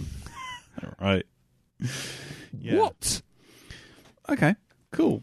So, for me, the dream where he falls over is where the film is coming to an end, and it's just like, I've got another 40 minutes yet. Yeah, exactly. Fair enough. Fair dues. So yeah, I was glad to see the 40 minutes at that mark. Yeah? Yeah. Cool. Maybe it's because it was the first time through, but it was a proper journey for me. So I was kind of wanting it to last a little bit longer than what it was. Cool. Well, that's interesting. Okay. So again, that's you know, horses for courses, I guess. I mean, I'll be interested if you were to watch this again, Elton. I'd be interested to hear what you thought about it a second time round. Whether or not you got to that bit and thought, yeah, great, or you got to that bit and thought, oh God. Because I remember, I'm pretty sure I liked this the first time we watched it. I'm pretty sure. I'll be honest with you, I haven't listened back to the original podcast, but I know for a fact that I've got a different read on it this time round than the first time round. Right. But yeah, I don't know. I mean, we'll have to maybe check it out. I mean, for me, the one thing I got this time round was that I don't think her thing is as premeditated as you made out. Just my own personal interpretation of it. Mm-hmm. I got the feeling that she is damaged. She is mentally scarred. She is mentally sort of, you know, she's got issues. She's got problems. I think that the film itself is doing the damning on the male characters, and it literally is seeing all the male action, from the son who's asking the school friend round to talk about dinosaurs, with the dad sort of coming in the background going, "Yeah, son, go for it." Good job. Yeah, good job. Good job. Thumbs up sort of thing. It's like, right, okay. And there's this kind of hot streak of kind of like women are there for us kind of attitude all the way through it. And to me, Asami is kind of the result of the fallout of that kind of attitude in that culture. So she, to me, that's why when I think the telling line is when she turns around and says, just before they have sex in the hotel, is she actually says to him, it's me. It's only me. It's about me. There is no one else.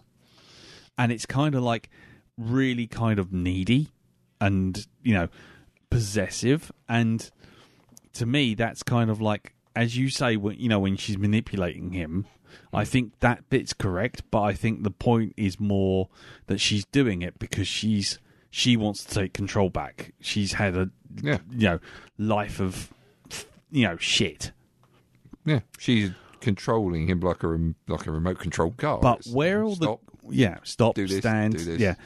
but I think that's kind of like the start of basically sort of the revenge on mankind, if you want to put it that way, or patriarchy, or whatever however you want to say it. But the thing is, to me, the first half of that film is exactly as it is presented. She has the burns on her leg. And she says, "Oh, I burnt myself when I was young," right? And then what happens is she disappears after they've made love, right? And that's her just deciding to do what she wants to do. Bang, she's off and she's away. Because all the other times she's all being subservient, and all the other women in the film are subservient. And we are shown, that the Ayama, is it Ayama or Ayama? Anyway, the main protagonist, he's a shit. He's a complete shit because he had his secretary. Mm-hmm. Right? There's an implication there's something going on there with her. It's more than implied. Well, but the only bit you see is in the flashback. And then she says to him, "You slept with me once," and then there was nothing more. Yeah, but that was in the flashback. That was in the dream sequence, and that kind of suddenly led me round to the fact that the dream sequence isn't like filling in the gaps for the actual plot. What's actually going on there in my interpretation? And Jim, Elton, if you feel like stepping in on this and going, "No, you're talking shit," step in and do it. But for me, I saw that as his guilt about all of it. So he blacks out, and he is trying to basically square the circle. She has attacked him. That absolutely no question. She attacks him because she literally finds out, he has a son, he has a housemaid, he has a dog. In other words, he's saying it's only about her, but it's not. He's got other things going on, and she's possessive, and so she cracks, and so she basically has him out. That bit's actually real. What happens afterwards is him, in his drugged up reverie, basically trying to put an excuse on it in his head. So, why is she attacking me? Oh, she was abused. Why has she got those burns? Well, it's not frying pan, it's that dirty old bastard I found in that house. Oh, why is it, what's going on in her house? Well, maybe there's some crazy shit going on in the house. Maybe it's a bag. Maybe it's this sick bag, because the thing is, none of that stuff, as you rightly say, should he know. He shouldn't see it. But if you look at it as him trying to basically excuse everything, trying to, this is happening to me because this has happened to her, this has happened to her, this has happened to her, and that's why. And, and I've been shit to my secretary, to my wife. I'm introducing my wife to this girlfriend. I'm feeling guilty about that because that happens in the dream sequence as well, that he introduces Asami to his wife and she's going, this is a bad move. Don't do it. And essentially repeats what his friend says. And that's the thing. All the way up until the beginning of the audition, he's not feeling good about doing the audition. It's only when his son basically says, go for it, give it a try and all this sort of thing, and sort of eggs him on to doing something, that he actually does. And then he becomes obsessed, and now he's blaming himself. And so the whole dream sequence is exactly that. It's his guilt manifesting as a sequence of events of him trying to explain why this horrible thing is about or happening to him now, because he can't see it as his fault. He can't see it as he's been a shit doing shitty things to being shitty to people and treating them like shit, thinking he's the good guy. He has little inklings of that all the way through, though, doesn't he? Yeah, but the point, when he's going through the auditions, and he said, doesn't he say he feels like a criminal? Yeah, because exactly, and that's the thing. And there's a girl, there's a girl that one of his mates says, "Oh, do you do sex work?" And then there's another one. He goes, "Oh, take your trousers off," and all this sort of thing. And it's really horrible. And especially now when you're sort of like thinking, well, actually, this kind of shit is actually going on. Casting couch kind of events. Weinstein and whatnot. All this stuff is coming to the fore. So even more now, you're looking at it going, God, I feel that's wrong. And the thing is, but he's still going through with it because he sees Asami in the old call sheet and is like, I'm having that. And that's the problem. He kind of he can sort of do this kind of, blot out all the horrible things he's doing, all these women he's humiliating, and all these things he's doing behind the veneer of professionalism. And then finally, just to get to Asami. And then he's pretty blatant about it. He just says, "Oh, I've read your sheet. I thought this was really important." Blah blah blah blah blah. And all I'm saying is that whole dream sequence isn't about her being a supernatural force, even though that's how she's kind of represented. But it's literally about the guilt of him being him and essentially all the men in the film being absolute shits, and all the shit that he's done before, which is kind of the key for that is that kind of weird blowjob scene where Asami sort of goes, "I must have you now," and sort of leaps on him, and then all of a sudden he looks down and it's actually the schoolgirl. It's the secretary there. There's the secretary first. The secretary first. Then is it his wife or a schoolgirl? But the schoolgirl features in it. Yeah. And the point is, it's literally every woman in the film turns up and goes bang, bang, bang, bang, bang, and appears in front of him.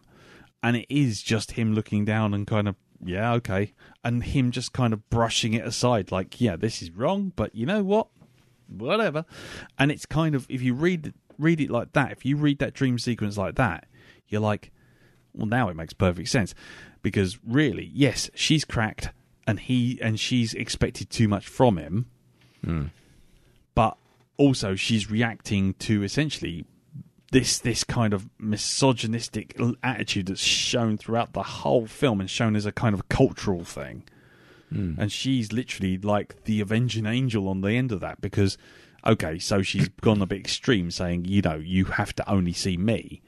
But the point is, the moment she takes back control, he literally breaks that trust. So that's it. You're going to suffer now, my friend.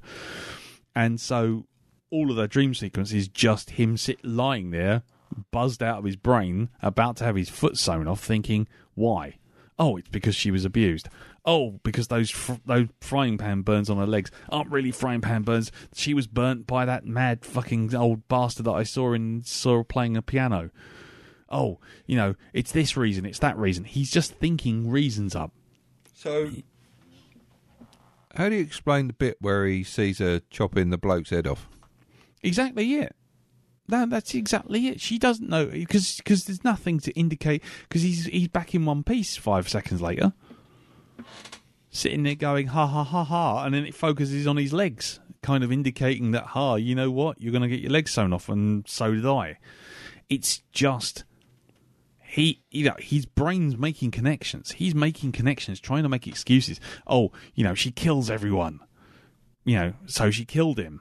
But then 5 seconds later, there he is, and it's like, oh, actually, he's got his legs missing. Here's his legs. Look, they were missing. They weren't really there. And it's like, oh, then she's in the real world going, can't go anywhere without any feet. Mm-hmm. So the problem is, it's him flipping in and out of reality, but him trying to constantly explain away what's about to happen to him. His brain is just literally just leaping from one place to the other, trying to explain why it's not his fault and why she is doing what she's doing for reasons that he doesn't understand. And that makes him even a bigger monster because he doesn't understand what he doesn't understand what's led to this point. Because he literally sat there in his nice big old plush house, looking at thousands of pictures of women, going, well, I don't like her. Well, that one's a dancer. Well, that one can play piano. This one must be professional. Blah blah blah blah blah blah blah. And so that to me was kind of the key to it. That as soon as he started seeing that weird blowjob scene, it was just like, and it literally is every woman that's features in the film, with a speaking part, I would say, not the ones that audition, but yeah. And it was just like, there you go. There's his guilt. It is his guilt. The whole of this scene is his guilt. And yeah, well, the two guys just have a total disdain for women anyway, don't they? Yeah, exactly. Throughout the whole movie, and even when they're sat in the bar talking away, and they hear the girls talking over at the other corner of the bar, and they're just like, "Oh, stupid girls." Yeah, you're like, no. Yeah, well, exactly, and that's what I'm saying. It's this. What's it? No class, and they're stuck up. No class, and they're stuck up. Yeah, I've heard certain guys say that before, and it's never. It's never a portent for anything brilliant. No, exactly. But that's my point. It's that whole thing of oh, you want a girl who can do this and who can do that. Or you're going to have to pay more. Oh, we're going to have an arranged marriage. Oh, we're going to have to. It's just. And why is he going for a marriage? Why is he doing it? Because his son said he looks old, and because he says he needs someone else to be there. He wants a wife. He needs to have a wife. It's treating the wife as a sort of property thing. It's just a thing that I must have because I am a man of a certain status. And like I say, it's the whole. He's completely blindly ignorant to everything that's coming up to him. So when it happens, his brain's just going, why? Well, maybe it's because of this. Maybe because she's a psycho. Maybe she sews all these guys up in in a bag and all this sort of thing.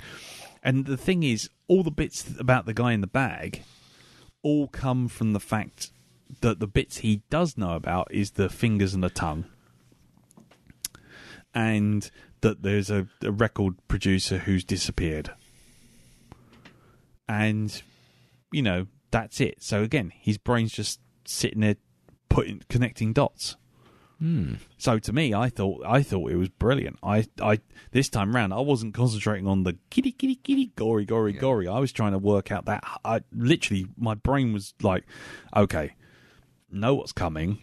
Let's just gear up for the dream sequence and see if we can make sense of it. Because it literally, they refilm whole scenes with her saying, I was abused.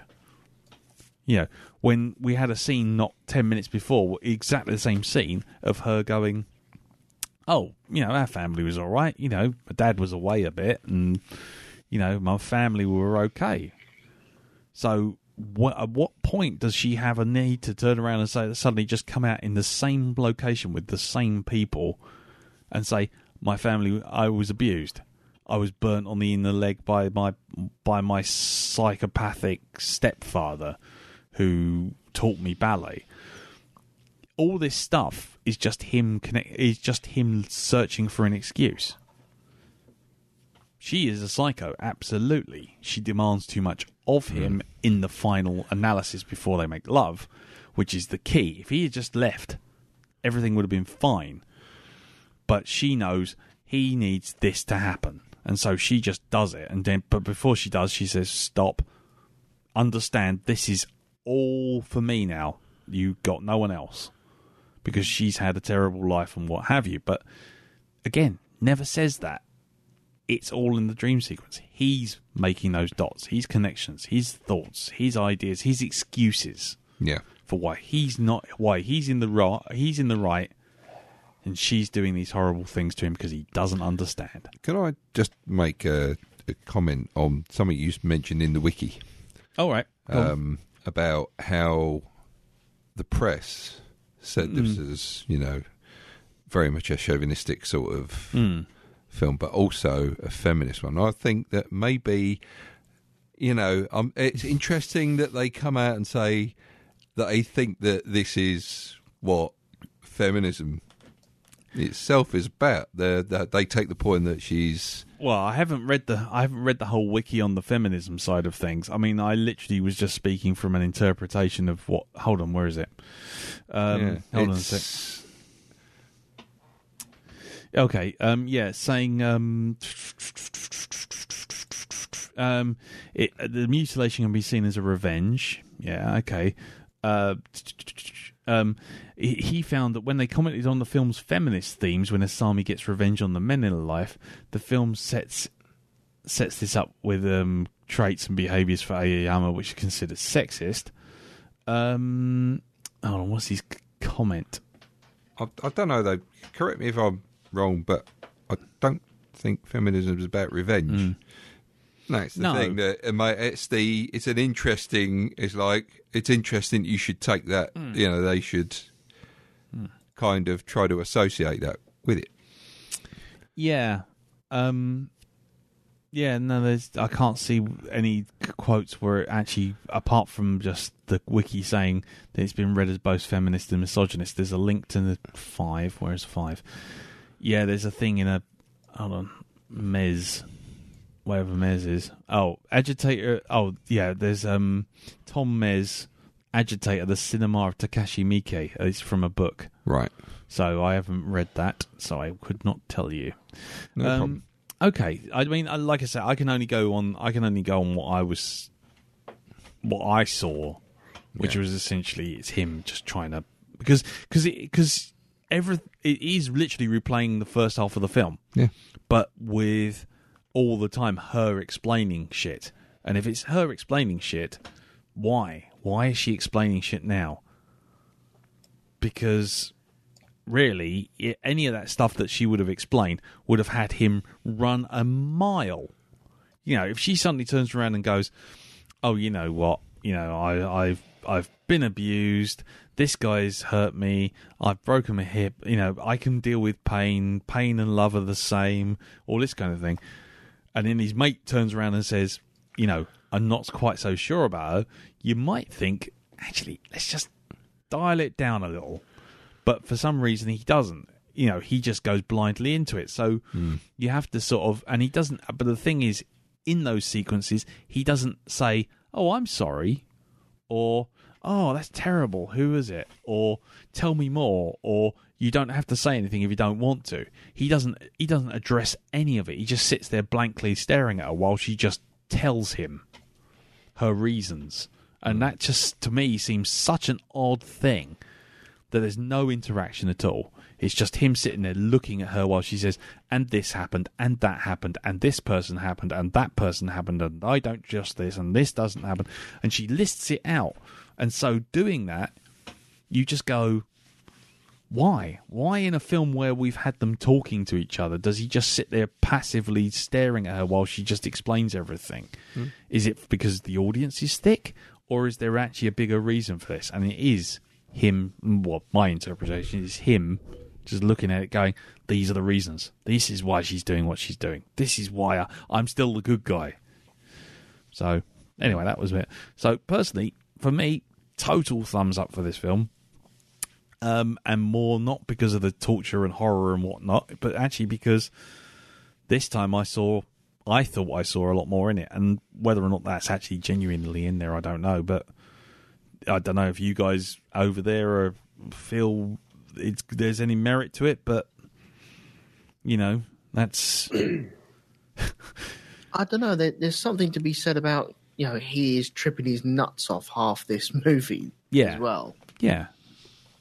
He's proper off his mash. But that can be interpreted as well. And then you have the supernatural hints. So that could be part of the reason why he sees what's going on in the bag.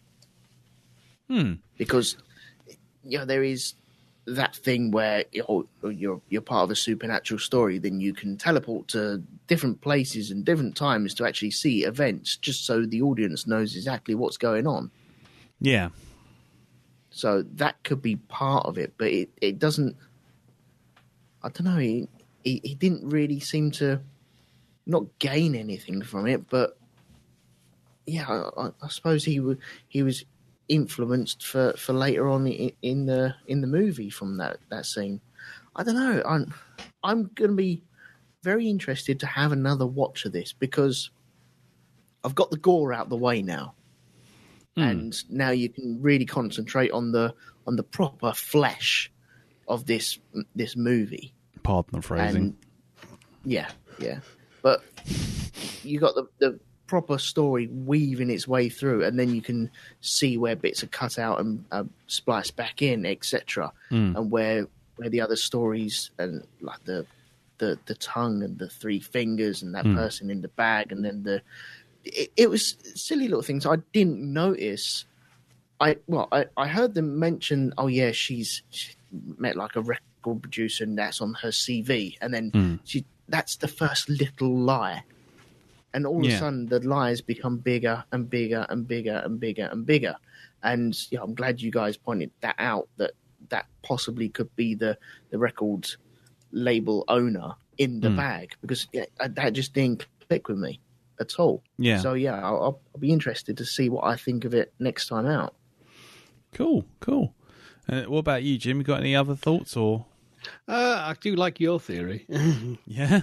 Well, that's entirely possible, I think. Which one of the things I think that's the part of the intelligence in this film, that there's all this stuff that is.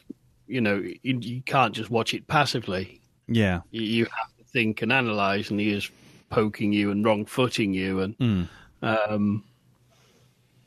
mean, I to go at the wiki, the fact that people say it was a chauvinistic film, it's kind of, it is about male chauvinism, but he's not waving a flag going, woohoo, it's great being a sexist pig. I don't think that's there. I think you're confusing what the film's about. Yeah. And claiming it's for it. I don't get that at all. You know what I mean? I think that's kind of I think you're misinterpreting what is, I think, quite clear themes he's addressing. Yeah. I mean, it's one of those things, just a final question for everyone.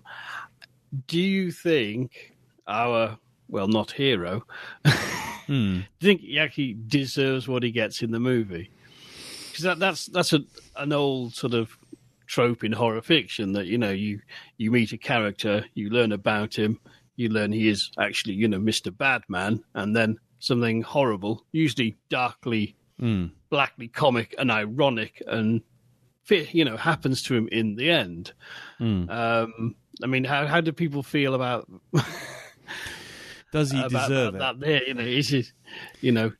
is his crimes justified? His punishment? I mean,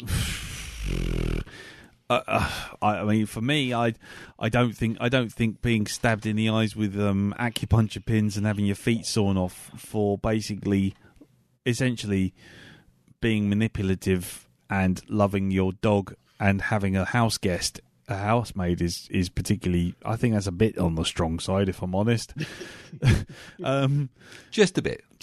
I mean, but then on the other hand, if my theory is right, then this whole film is essentially saying, this is not just revenge for what he's done, but it's revenge for what all Japanese men have done. The whole, it's a kind of revenge based on years of, misogynistic sort of outlook of that culture. You know what I mean? It's kind of built up to the point where, it might have been, back down the line, it might have been just her slapping someone, but it's built and built and built and built and built and built and built to the point it's just something that's just burst out as violence. I mean, doesn't justify there is that it. exchange where he's talking to his mate in the bar and they're discussing women and they say, "Oh, Japan's finished." And the more I think about it, that's more kind of, two old blokes, bemoaning the fact that the world's moved on. Yeah, I mean, again, I think, there's two old blokes sitting there going, yeah, things ain't what they used to be. Where's my women barefooting in the kitchen? Damn it, sort of thing. Effectively, what they're doing, and yeah, but does an outdated viewpoint justify essentially having your feet lopped off? I mean. Symbolically, I'm sure it does. He's paying for the crimes of of years of oppression. It's this. But also on the other hand, he stumbled into it. He's both the. Is there some sort of symbolism between the ballet and having his feet removed? Possibly. I mean, could be. There's, that's entirely possible. That you can't go anywhere without any feet. Again, you don't know whether or not half of what's being said is an illusion or whether or not he's picking up that as an excuse from the guy in the wheelchair with his missing feet, or I don't know. I'd have to look that up, but I wouldn't be surprised if there is some sort of symbolism to that.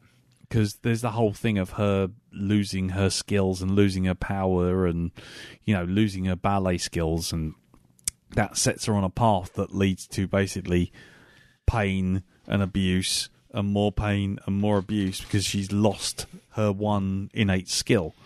So that's right, but also the physical effect of a ballet dancer walking on tiptoes.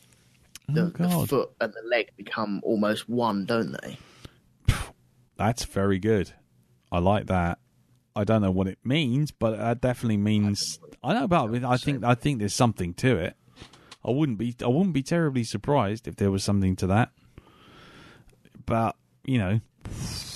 off the top of my head, nothing comes to mind apart from the fact that it's a symbolic thing for her. She broke her hip. She broke her leg. Or was it a hip or a leg? I can't remember which one it was. But she damaged her. It was a hip. Yeah, but with a damaged leg, the power is removed. So whether or not there's something symbolic for her that, no feet, no way of moving, you are on an equal par with her. I don't know. If there's something to it. Oh, by the way, just while I'm just talking, I did Google up the type of the white skirt, lank black hair, ghosty thing, and that's called I'm not looking at any photos. No, I'm not sending them your way. Too late for me for that. It's Yuri. It's Yueri. It's a type of ghost, otherwise known as a fade or a shadow. But it's in Japanese culture, and they all pretty much look the same. So it's that symbolism with her look. But anyway, so before we go, I would like to say, because I did think it'd be quite funny. I did say to Tracy in the pub, Tracy and Drew and Tracy, that it'd be quite funny if they sent any feedback in. But as Tracy wrote on the Facebook wall, facebook.com/group/Black Dog Podcast. I'd like to read this out to you. It's beautiful. So firstly, now you're going to have to imagine it in her voice. All right? What? Yeah. What the fuck was that? Knowing it was meant to be a horror, I thought it was going to be a supernatural nature, and it started to get a bit fed up, but not much had happened in the first hour, so much that we had to check that we were actually watching the right bloody film. However, when Miss Psycho bitch revealed her true self, holy shit, I wasn't expecting that. Generally, I hate watching films with subtitles. It's too much effort, lol. But it's worth it. But this is worth it. Although I have to say, I watched most of the ending between my fingers, so missed a lot of it. Missed a lot of what was being said. Not that it needed words. Not to be watched straight after having your tea or right before bed. There you go. That's a bit of feedback for you. While Alan Wilby said, this is a masterpiece of Japanese horror. This film works on so many levels. It plays with every emotion, it heightens every sense, it disturbs the mind, and all of it was done on purpose. The payoff at the end was brilliantly done. Director Takashi Miike, take a bow, sir. Really enjoyed this one. And final, I'll do one more bit of feedback because we're running out of time. Will Catlin Hallett said, that was an interesting film. There's definitely a lot more to it than meets the eye, and I don't just mean the needles. I do enjoy a bit of surrealism and the dream logic, but at the same time, I couldn't say what exactly was going on. How much of it was a dream? How much of it was real? Very hard to tell. There you go. Was it revenge or guilt? Well, I think it's guilt, but there you go. It would be easy to write this film off as a standard gore flick, but I think it goes deeper than that, particularly with the very slow build-up in the real world, and then a shift to the manic pace of dreams, to which Stuart Pittaway says, it's a masterpiece. Mm-hmm. So there you go. There's a few other comments there, and if anybody wants to read them, go check out the Facebook group, facebook.com/groups/The Black Dog Podcast, and click on the banner that was uploaded. Right. That's that, I think. Unless anyone's got any last comments or any thoughts. No, Dow? No, Darren's shaking his head. Elton? No, I'm good. I think I've got my fill at the moment. Okay, Jim? Nope, I'm good too. Cool. Okay then. Right. Well, before we do the goodbyes and the promotional stuff, just takes time for us to tell you what we're going to be doing next week. Well, next week it's a Patreon week.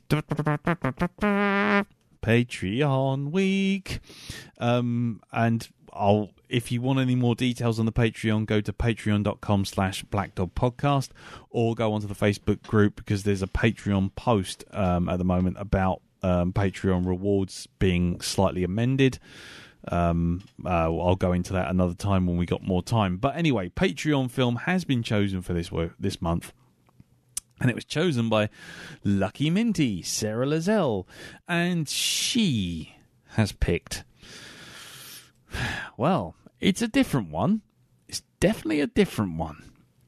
So for episode 355, we, the Black Dog Podcast, well known for comedy, genre, horror films, are going to be watching Magic Mike.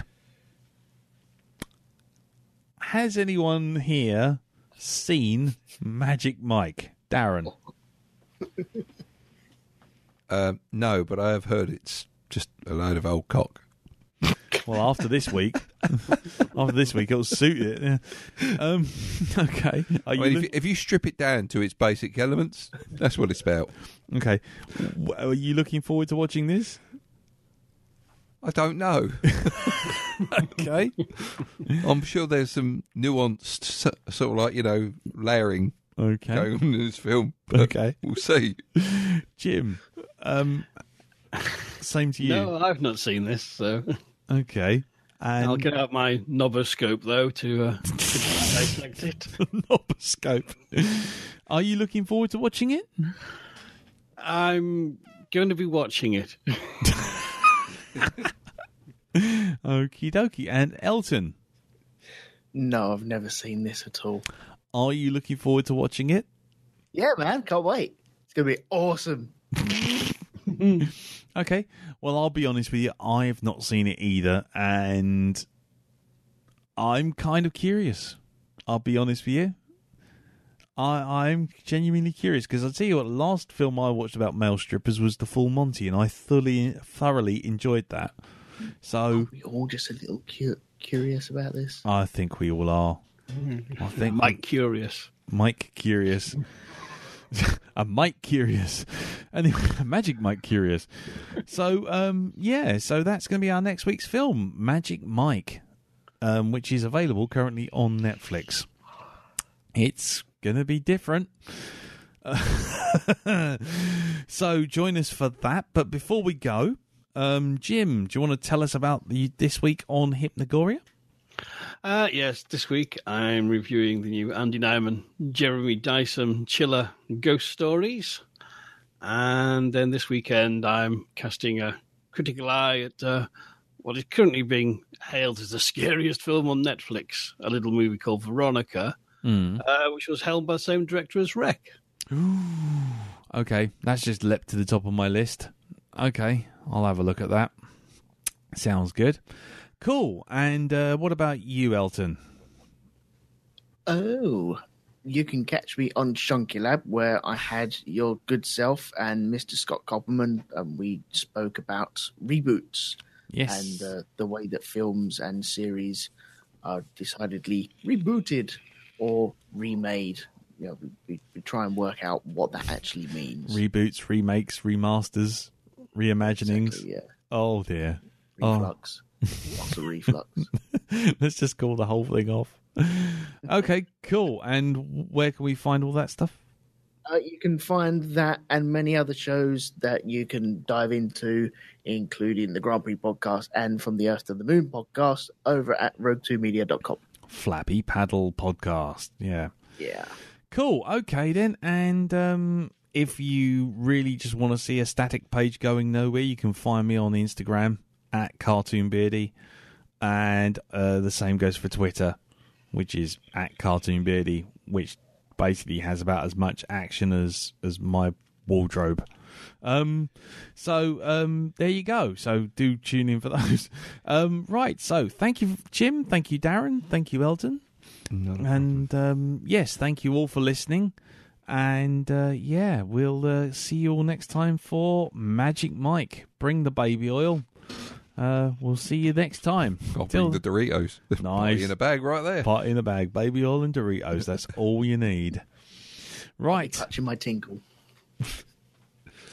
I think that's right. Okay, so that's the three of us that have talked about cocks. So, Jim, one last cock for good measure. I'll look in the Novoscope and see what I can bring up. That'll do. Up Novoscope. Up Novoscope. That's it. Down Novoscope. Down. Das Boot. Alarm. Anyway. Novoscope. Right. Okay. And on that note, with a Novoscope bingo, thank you very much for listening, and we'll see you all next time. Till then, take care. Tatty bye. Bye. Bye bye. Ta-da.